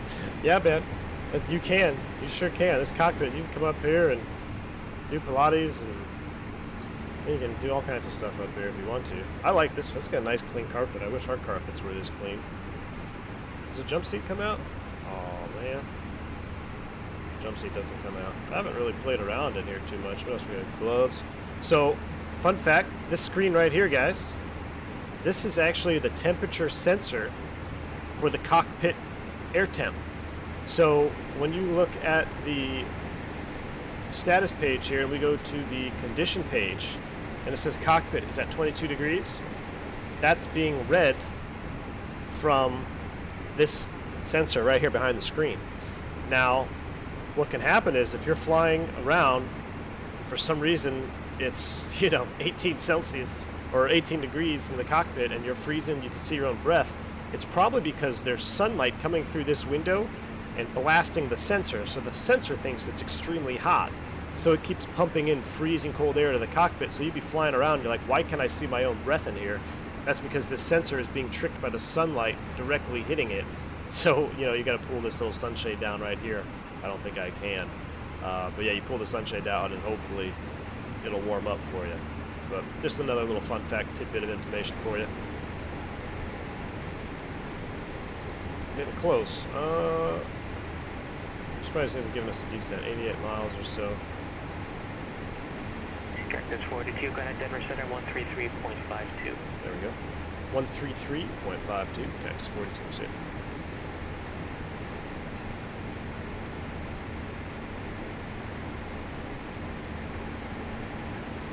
Denver Center, good morning. Cactus 42, level 330.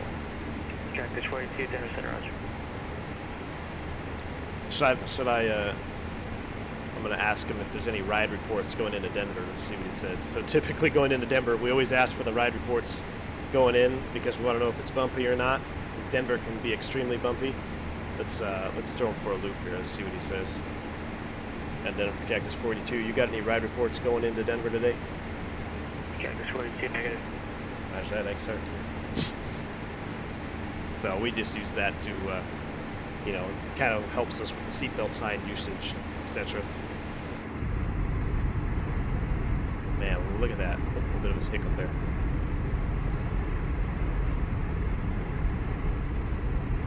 Captain Geo in the house. Good afternoon, ladies and gentlemen. Afternoon, Captain Geo. Good to have you here, buddy. Blue Mac in the house. Hello, everyone. Man, nice to have you here, Blue Mac. OT says the 787 cockpit looks so good, nice and clean. The huge displays are pretty looking.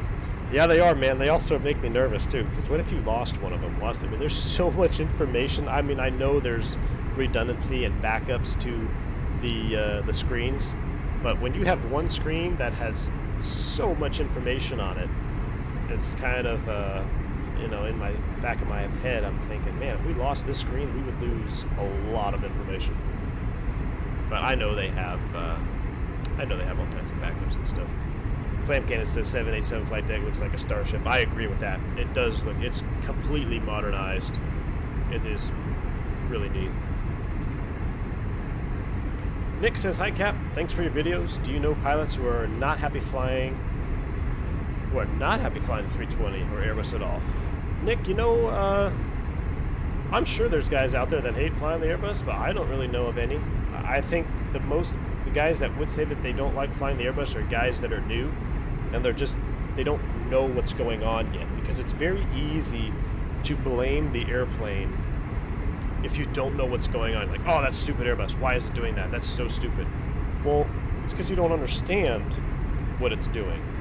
So that's kind of the only reason I think people really would hate the Airbus. I mean, I gotta say, guys, I don't want to jinx myself here, but I mean, the Airbus has really treated me well. I haven't really had any serious issues in the Airbus yet, thank God. Let's hope that, knock on wood. But, I mean, I've had failures here and there, but I haven't had anything crazy. The biggest issues we were having were those Neo engines that came out, the new engines, and they were delaminating and blowing up on people, so.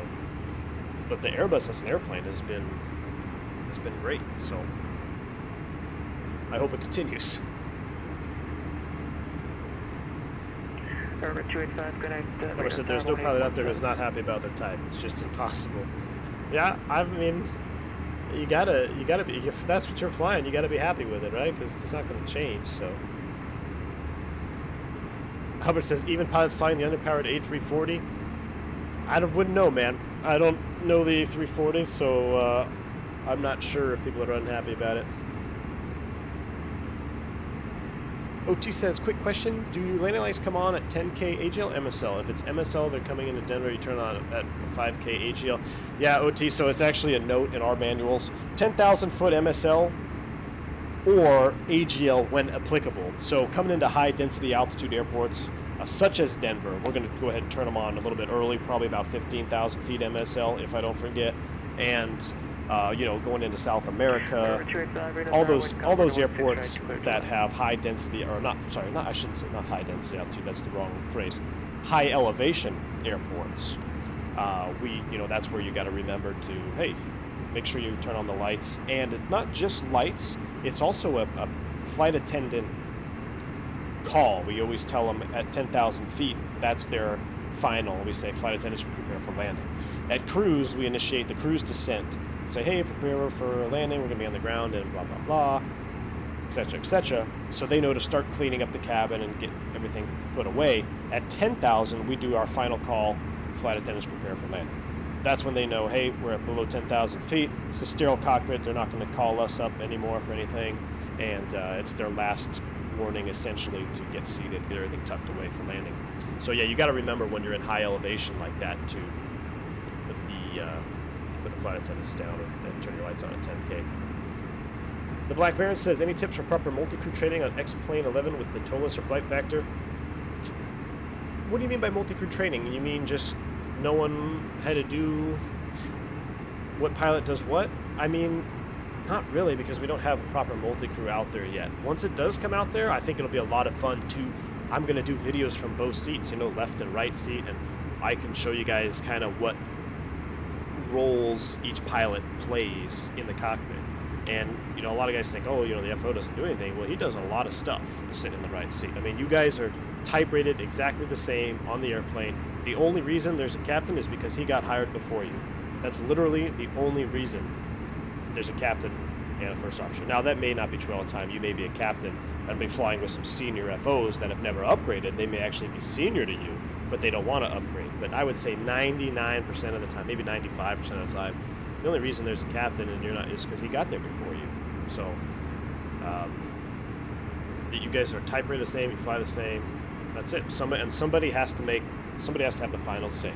You know, when you operate an aircraft like this, you got to have a final say. And when I first got into the airlines, you know, and I was working at the regionals, so the first officer, I was like, oh, the captain is almighty. I'm never going to question the captain. But then when I became a captain, it's like, that's not true at all. You rely on your first officer. You guys work together. That's the whole purpose of crew resource management. I mean, it's not, you know, there's a phrase saying, you know, what do the 3 stripes on the FO shoulder mean? Well, that means he doesn't know anything. Okay, what do the 4 stripes on the captain's shoulder means? That means he still doesn't know anything. So you got to work together. Descent pilot discretion maintain flight level 270. Descent pilot discretion, flight level 270, X 42. All right, we got PD down to 270. We got to, you know, let's see, we're 30 miles out, so we're going to hold off on that descent. Gosh, this terrain, guys, is so awesome. It's so awesome. This is really cool. All right, let's see if we can get the Addons yet.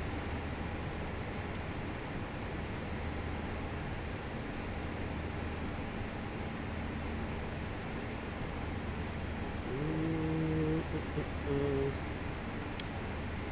25.6. I'm still not hearing anything. Maybe they want it on 3402.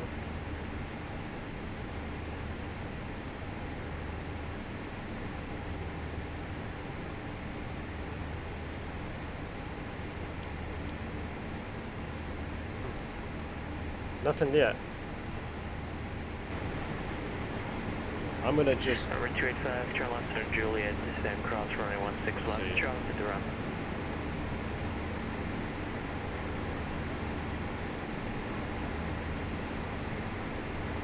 Don't have any information yet. Alright. We'll wait. Do you guys know Pilot Edge is at like 150 miles or something for.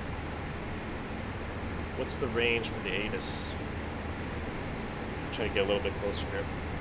We don't want to get caught talking and forget our descent. We're going to start down this part of the raw.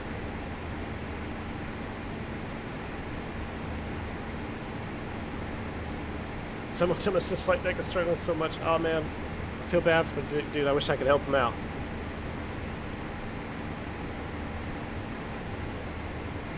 Francois says, V1 Sim 2400 PSI, no fluctuation. Ecamm says, just if fluctuates, turn off the electric. Oh, blue.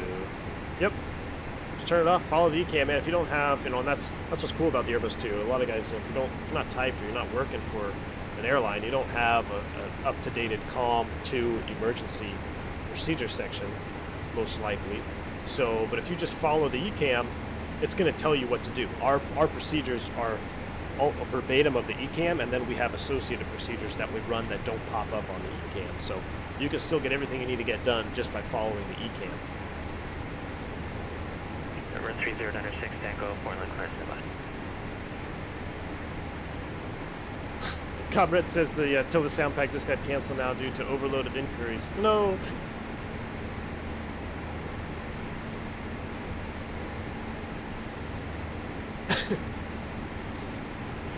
Slam Cannon says V1 Sim, that's a very good description. My brain Over 3096, Tango, clear to the thinks North logic Airport. first, so the 737 Portland, made one sense even though I was just learning it. And the Airbus, it was like flirting an alien starship. Yeah, it really is. But once, I mean, I don't know, you guys tell me, once you learn the Airbus, once you know how to operate this thing, I get a lot of fun out of it, man. I enjoy it. I enjoy flying the 73200, don't get me wrong, but I just enjoy this Airbus. It's just nice. I'm probably biased, you know, I'm typed on the thing, what the heck.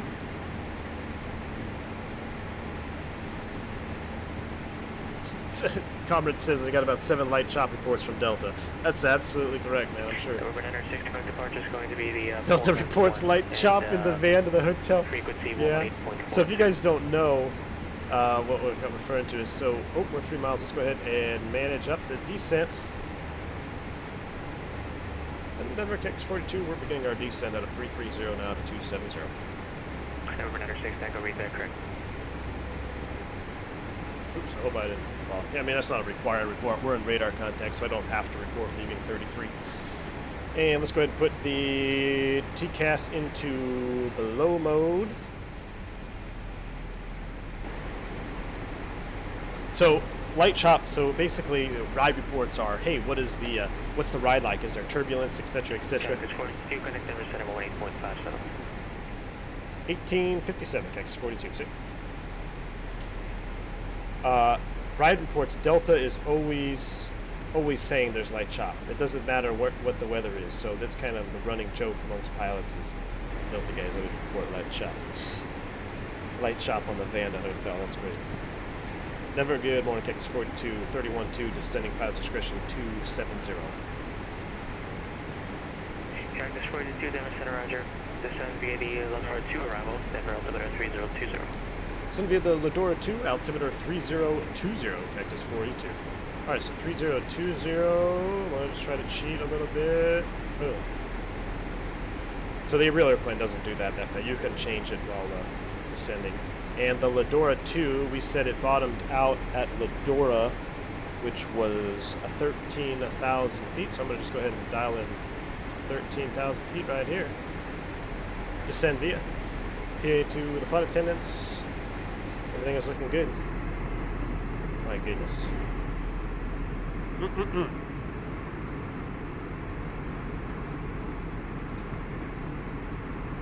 Slam Cannon says, I'm reporting light chop on my lawn chair, enjoying a beer. Slam Cannon, man, after I touch down, I'm going to bust out a beer. Oh, wait, I can't. It's not even noon yet. Dang it. Maybe after landing, I'll bust out a beer. And then I'm going to watch Flight Deck to Sim. See how he's doing over there. That's funny, though. Comrade says the FO even does more than captain. That's the reason they call it first officer and captain's B-I-C-H. Yeah, I mean, I try not to be that way. I want to make. You got to work together as a team, and you really. I mean, some guys you have to slap around a little bit, but the majority of the time, you work as a team. FPS now, simultaneously. I think it's holding right about 60, so we're cruising in here pretty good. No FPS issues today. Dougal says this has to be some of the best ortho I've ever seen. Dougal, I totally agree, man. This friggin' ortho Colorado is awesome. It is large. So I hope make sure you have enough space for it, but it is fantastic. I'm really sad that I don't have my Denver airport installed right now. We're gonna land on a default Denver, but hey, we sure enjoyed the ride in. I should probably be paying attention to what's going on. Comrade says, okay, I'm going to fire up the stream with FS Lab Sound Pack, so after you guys done here, welcome to step by. Take it easy, man, Comrade. Glad to have you here, glad to have you here, man. Glad you stopped by. Good chatting with you. Looking forward to that sound pack. And Andre says, can you talk a little bit about coupled clearance delivery, CPDLC, basically text messaging to and from air traffic control? We can do a little bit of that in probably a different video. We don't have it. Are you talking about ACARs or the one that where they text you or climb and maintain and then accept clearance, etc., etc.? I think that's what you're talking about. We don't have that in the Airbus yet. Without a Rock 75 says V1 Sim, we know the flight factor A320 is overpowered on the ground. But what about climb performance, acceleration, descent? Is it realistic? Nevada Rocks, I really haven't had too many, if it's not 100% accurate, it hasn't been inaccurate to the point where I've noticed a dramatic difference. Everything seems to work and feel correct. a lot of guys were saying, oh, it doesn't have enough drag. It's very hard to slow down. But that's not a bug. That's a feature, I think, because the 320, when you look at the 19, the 20, and 21, the 320 is definitely the most slippery to slow down. And I think it handles it very well. And if you watch my videos, I always do one thing. I say 2,000 feet above touchdown zone at flaps 2 and 180 knots. You're going to be stable on every single approach you do. You have enough time to slow down.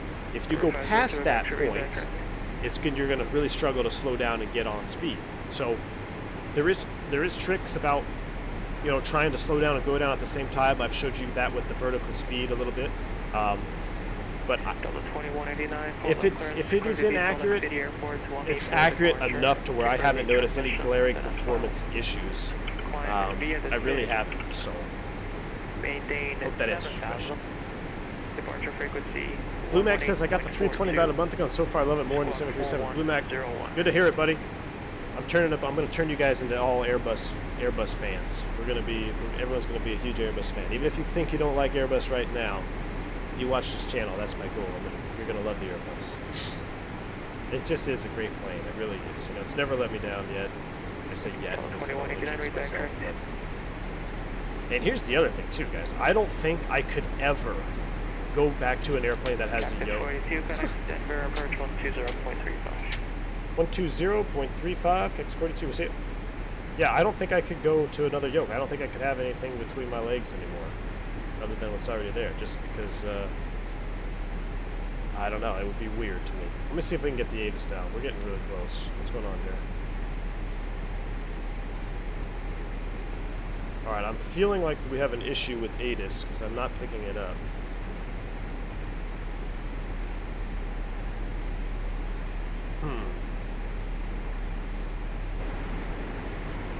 Never approach good. Morning Cactus 482. We are 19-4 descending via the Ladora 2. Cactus 482, downward approach. You prefer 3-4 right or 3-5 right? We prefer 3-4 right, please. Cactus 482, you countdown, say again. Can we do 3-4 right for Cactus 42? Cactus 42, expect visual approach, 3-4 right. Right, expect the visual to 3-4 right, Cactus 42. And hey, we're having a hard time picking up the Addons down there. You got a different freak maybe that I need to tune into?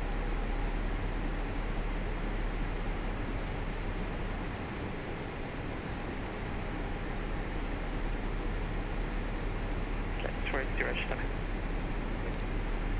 I can't pick it up. I don't know if there's a different frequency maybe on Pilot Edge. Maybe my chart is different, but I've tried both frequency, arrival and departure, and I can't get the Addons. So we're slowing to 250. Here comes Larks.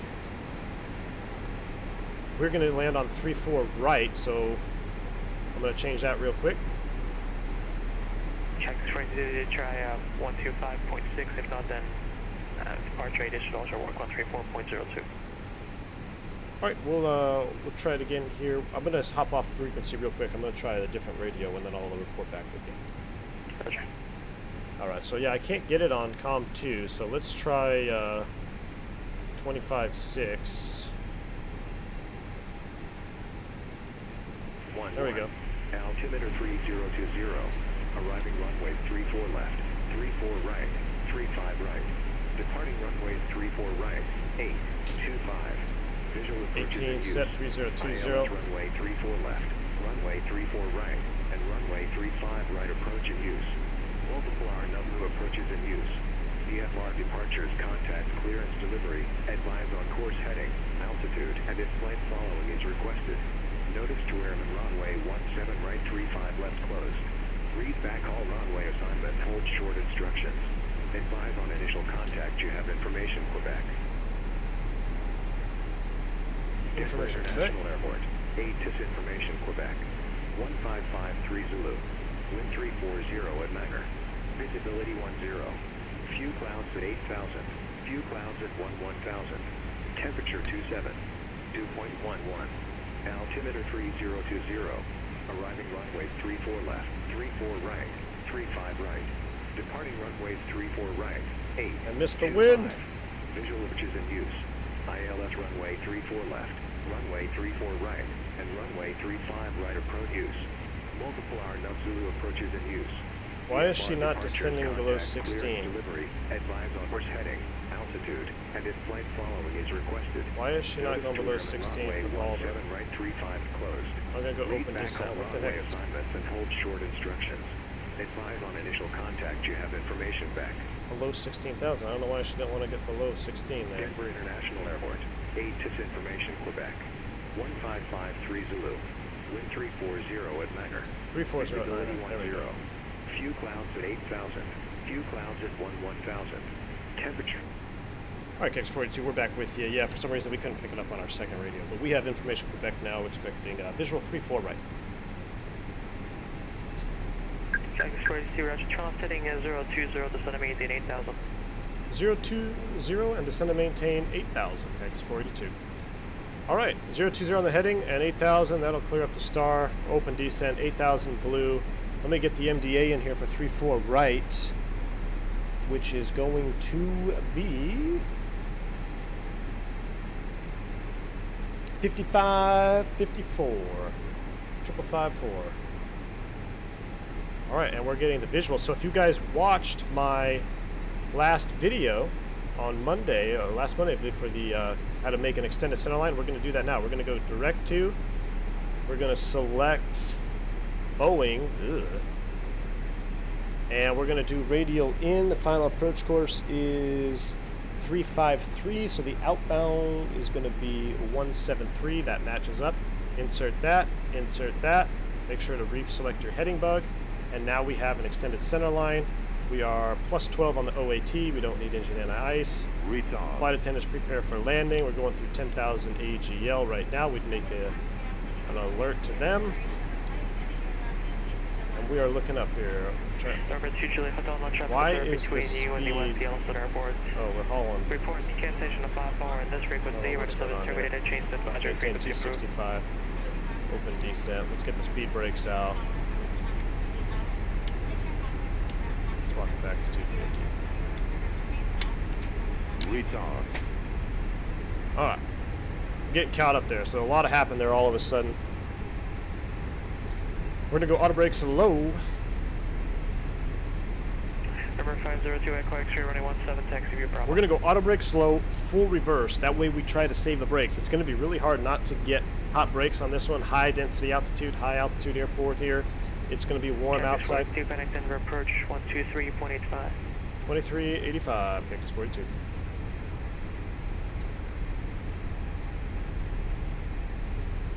Always clear out your bottom of your box there. Denver approach Cactus 482. 12-2 descending 8,000, heading 020. Cactus 42, Denver approach, roger. Alright, LS push buttons on. I'm a little bit out of order. I never did my approach briefing and everything, but we got that. We're doing ILS 3-4 right now. LS push buttons are on. Our DA is 5554. ILIT 111.1 auto tune. Final approach course is 353. We're at 10,000 feet. AGL. Auto brakes low. Full reverse. I'm going to try to really save the brake temps. Matter of fact, yeah, I'm just going to leave them low for now. And I think we are good to go. All right. Sorry, I missed a lot of comments there.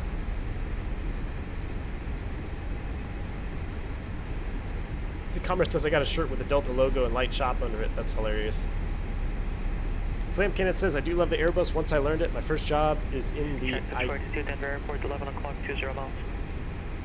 In sight, Cactus 42. Cactus 42, clear visual approach running 34 right. Clear visual approach, 3-4 right, Cactus 42.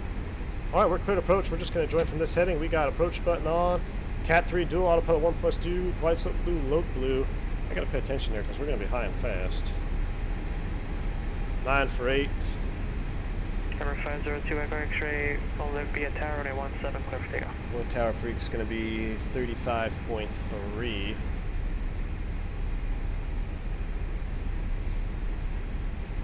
And once we level off here, I want to come right back to 2,500. 180 on the speed, please.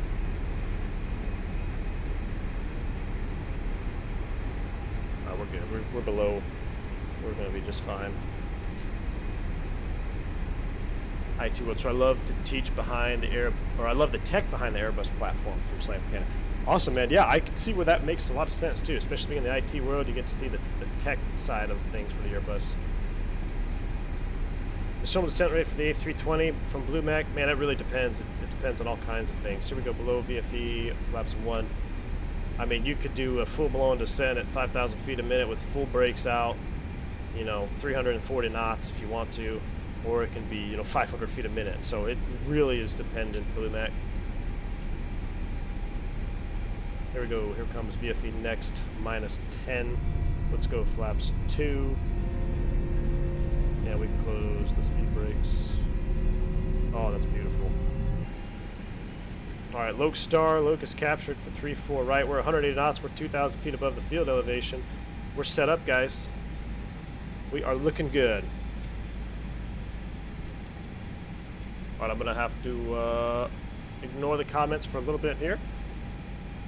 What do you say? We've got a nice day here. What do you say we do a hand-flown approach, no auto thrust?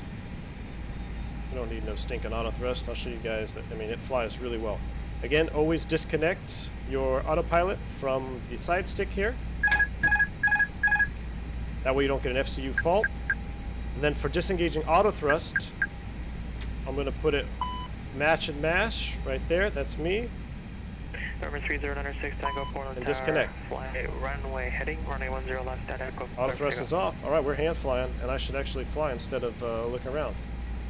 So we're hand flying, manual thrust, autopilot's off. Number 2 Echo X-ray, Seattle departure. We're 180 knots. We're looking good.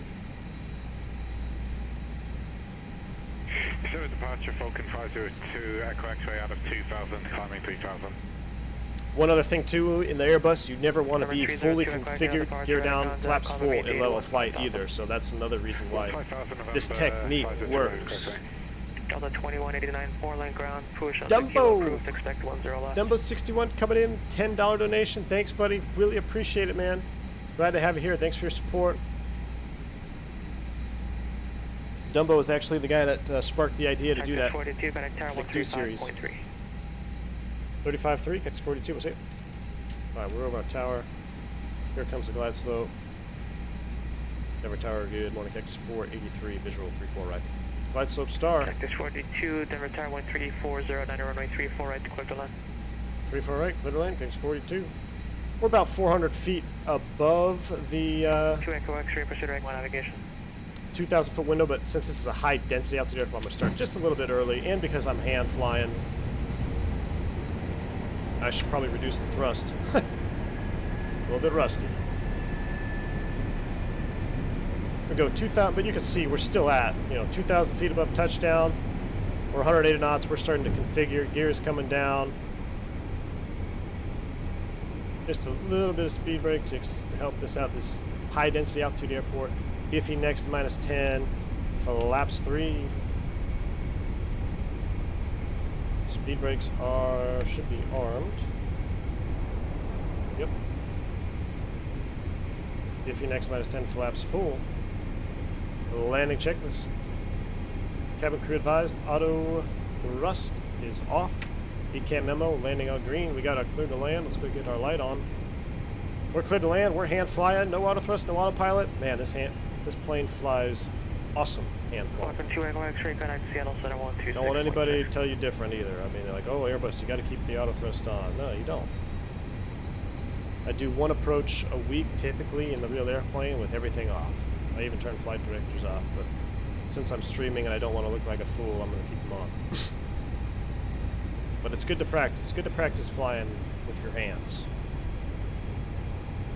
Number 502 Echo X-ray, Seattle Center, calling maintain on level 390. A little bit of a crosswind out of the left. That's kind of a factor that played into my auto brake usage. I mentioned it last time going into Cabo. I would like to do auto brakes off here, but 1,000. I really want to Number 906 Tango, connect departure. keep some even wear on the brake. I'm probably going to disengage the auto brakes relatively early in the rollout here. We're below 1,000 feet. We're stable. Sync at 700. Speed is good. Okay, affirmative. Almost feels like there's a couple thermals out here right now. I'm getting tossed around just a little bit.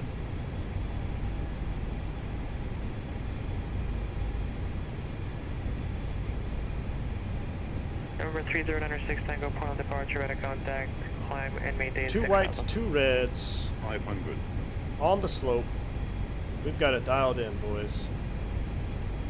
Default airport looking not so hot, but hey, it's better than nothing. It's actually Number not 6, bad. Echo, turn left, proceed direct It's the not bad. battleground BOR. Not terrible. 300. A little bit of a crab here. 100 above. 200. Right on ref, looking good. Minimum 100. 50, 40, 30, 20. Retard. Retard 5.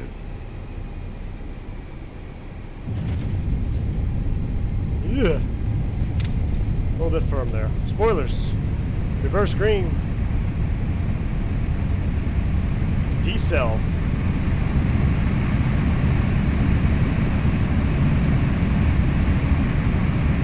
Manual brakes. 70 knots. 1.09 G. Not too bad. Look at that threshold. 50 foot. 2 feet off. Just a tad left of center line there. 202 feet per minute. I'll take it. 1.09 G. That's not bad at all. That's not bad at all. Stow the reversers. Cactus 42, turn around on Foxtrot and kind of ground 127.5. Right on Fox, ground 475, X42.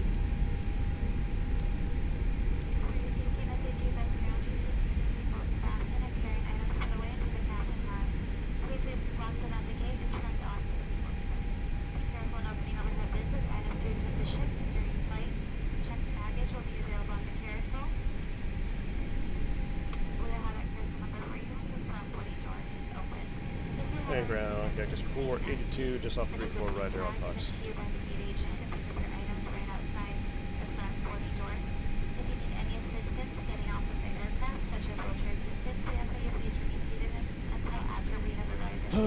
Let's see. He said 21.75, right?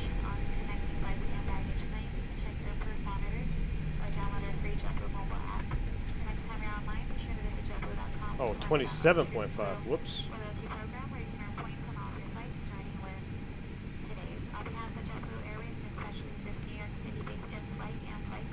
Looking around after landing checklist. And ground Cactus 42, we're with you off of 34 right. We're going to spot 7. Cactus 42, Denver taxi around via Foxtrot. Ramp via Fox, Cactus 42. Well, we're going in spot 7, which is that middle island there. After landing checklist. That could go into standby mode. We're going to leave that on though, just because it's pilot edge. And let's get the APU fired up.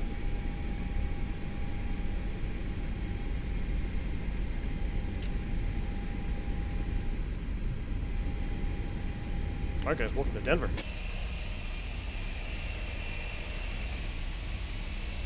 Beautiful, beautiful livery. Portland ground, Delta 2189, we are ready for taxi. Delta 2189, runway 10 left at Echo, taxi via Kilo Echo. Taxi via Kilo and then Kilo Echo for 10 left, Delta. Now, it wasn't a greaser, but 202 isn't too bad. And you know what? I've seen so many different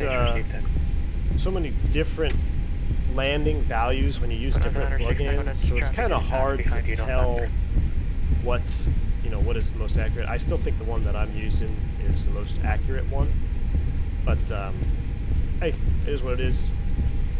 Hot and heavy, high altitude. I'll take it. APU is available. Let's go ahead and start engine number, or start APU. Hitting turtles there. That's what that sound is.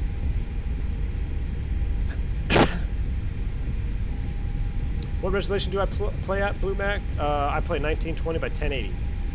I'm streaming at that as well.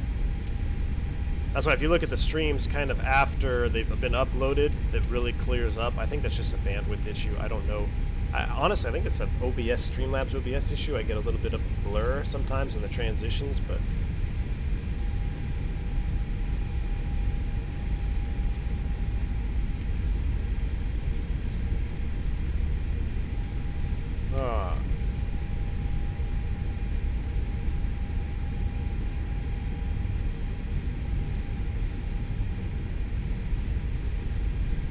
Do you usually configure at 2000 or 2500?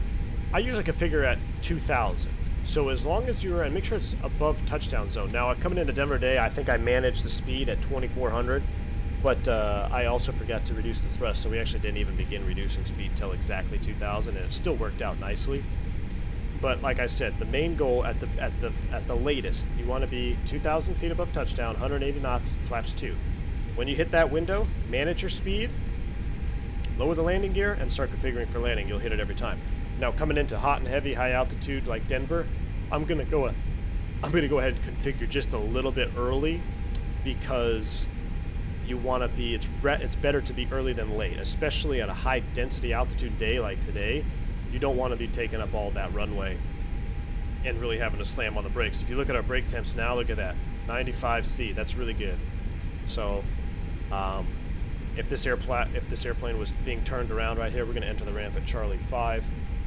If this aircraft was being turned around, the guy getting in the cockpit now would have no problem taking off again, because his brake temps are nice and cool. So that's why we do that. Number 502 Echo X-ray, contact Seattle Center 125.1.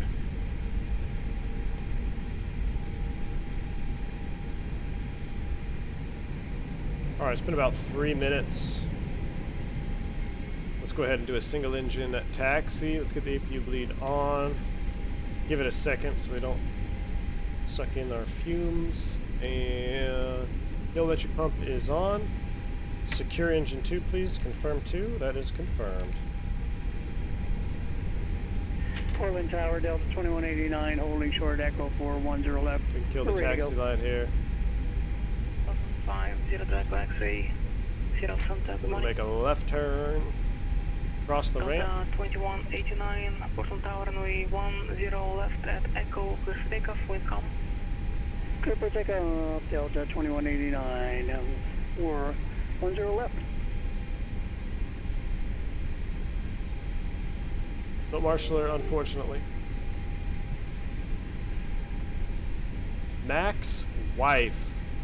Oh man, coming in with a big donation. $50. Mac's wife, thank you, sir. Let me park this airplane here. I'm gonna read it.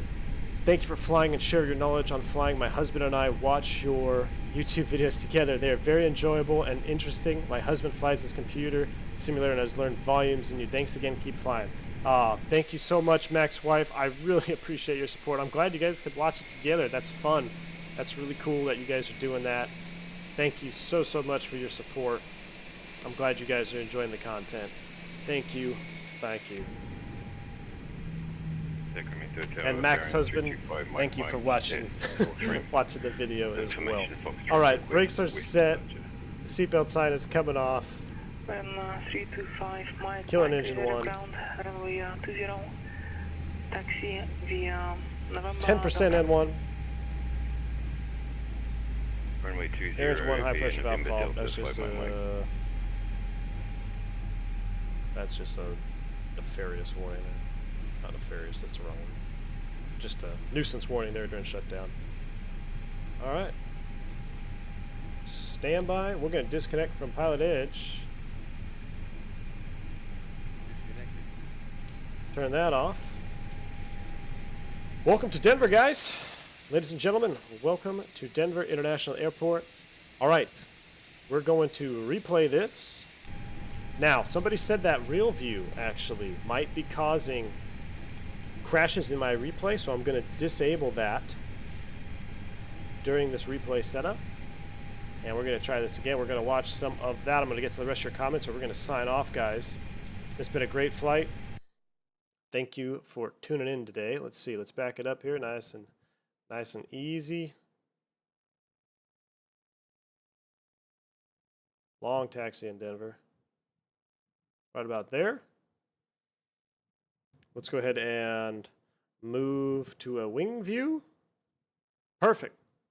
Here we go. Let's go ahead and take a look at this.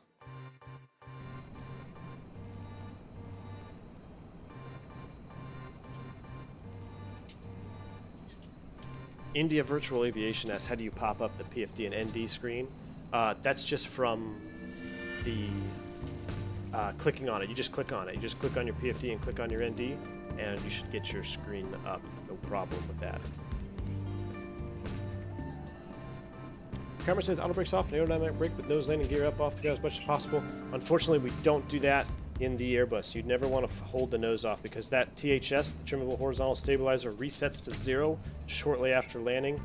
And if you hold the nose up long, unfortunately, you can cause problems with that.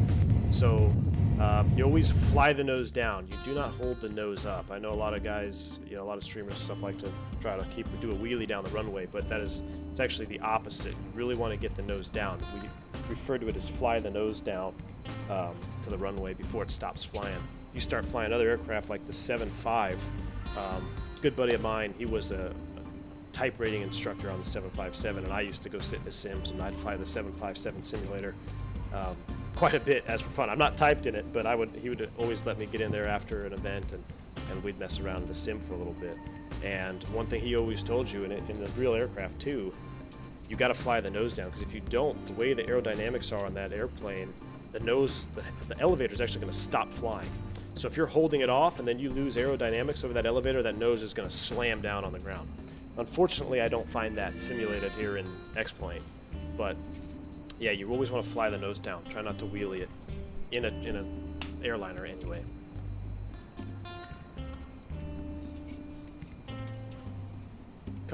Let's see.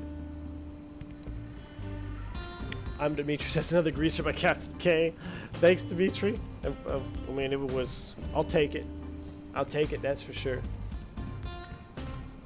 HT, nice landing, Cap. See you later. Take a go. Have a good one, buddy. Thanks for tuning in. OT says I only get the minimum call out at any of the toll lists if I put in the DH. Never get the call out in MDA. Yeah, OT, I know that's an issue with the toll list there.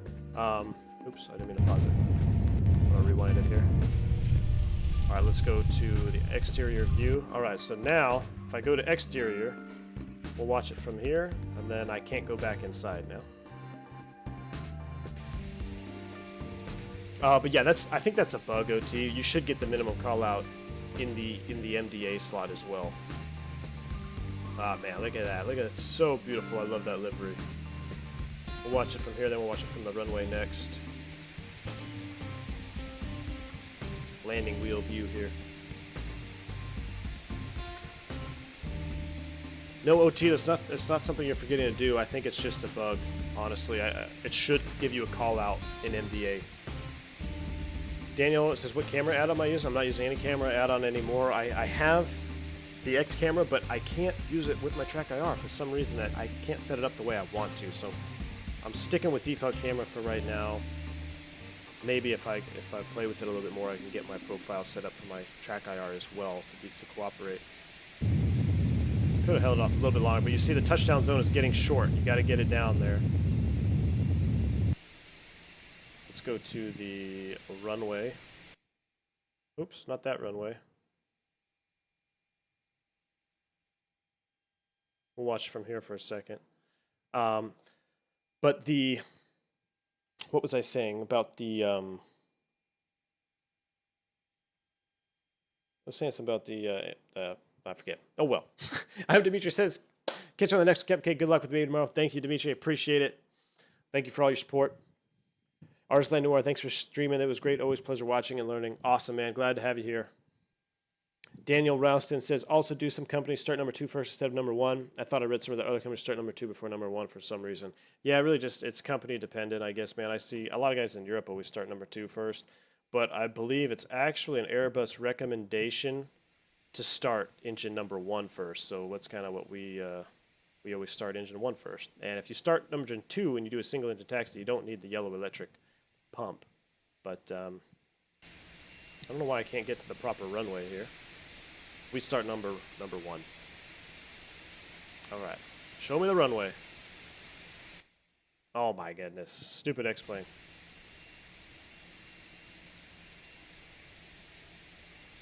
There we go. A little bit of a crab, looking good. Gosh, I love those lights. Batavia mod, showing it good. Look at that crab angle. Could use a little bit of rudder to straighten her out. Again, a little bit left of center line there with my truck, but I got the nose wheel right down on the center line, which is what we're looking for. I could have straightened it out just a little bit more there on the touchdown. One more, guys. One more. We'll sit on this side. Could have straightened it out just a little bit better before touchdown. A little bit of a side load there, but overall, I'll take it.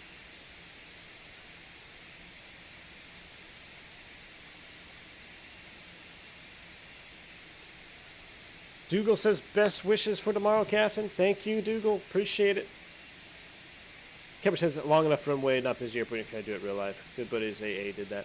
Yeah, I mean, I'm sure, it's all about fine timing, you know. It's all about keeping it off the ground long enough, but still flying it down. It's all a timing thing. Coming in over the threshold. Pilot Boy, thanks for a great stream. As always, thanks, Pilot Boy. I'll catch you guys later. Look at that wing wobble there. Beautiful. Florence kit, there it is. Flower petals open up. Beautiful. All right, guys. Thank you all for tuning in. I don't know when the next stream will be. It might be a little bit longer than normal, so just bear with me on that. And I'm glad everybody tuned in. Thanks for the support. You guys are awesome. I will catch everybody on the next stream sometime next week, hopefully. Maybe this week, later this week, when I have a new baby. Y'all take care now. Bye-bye.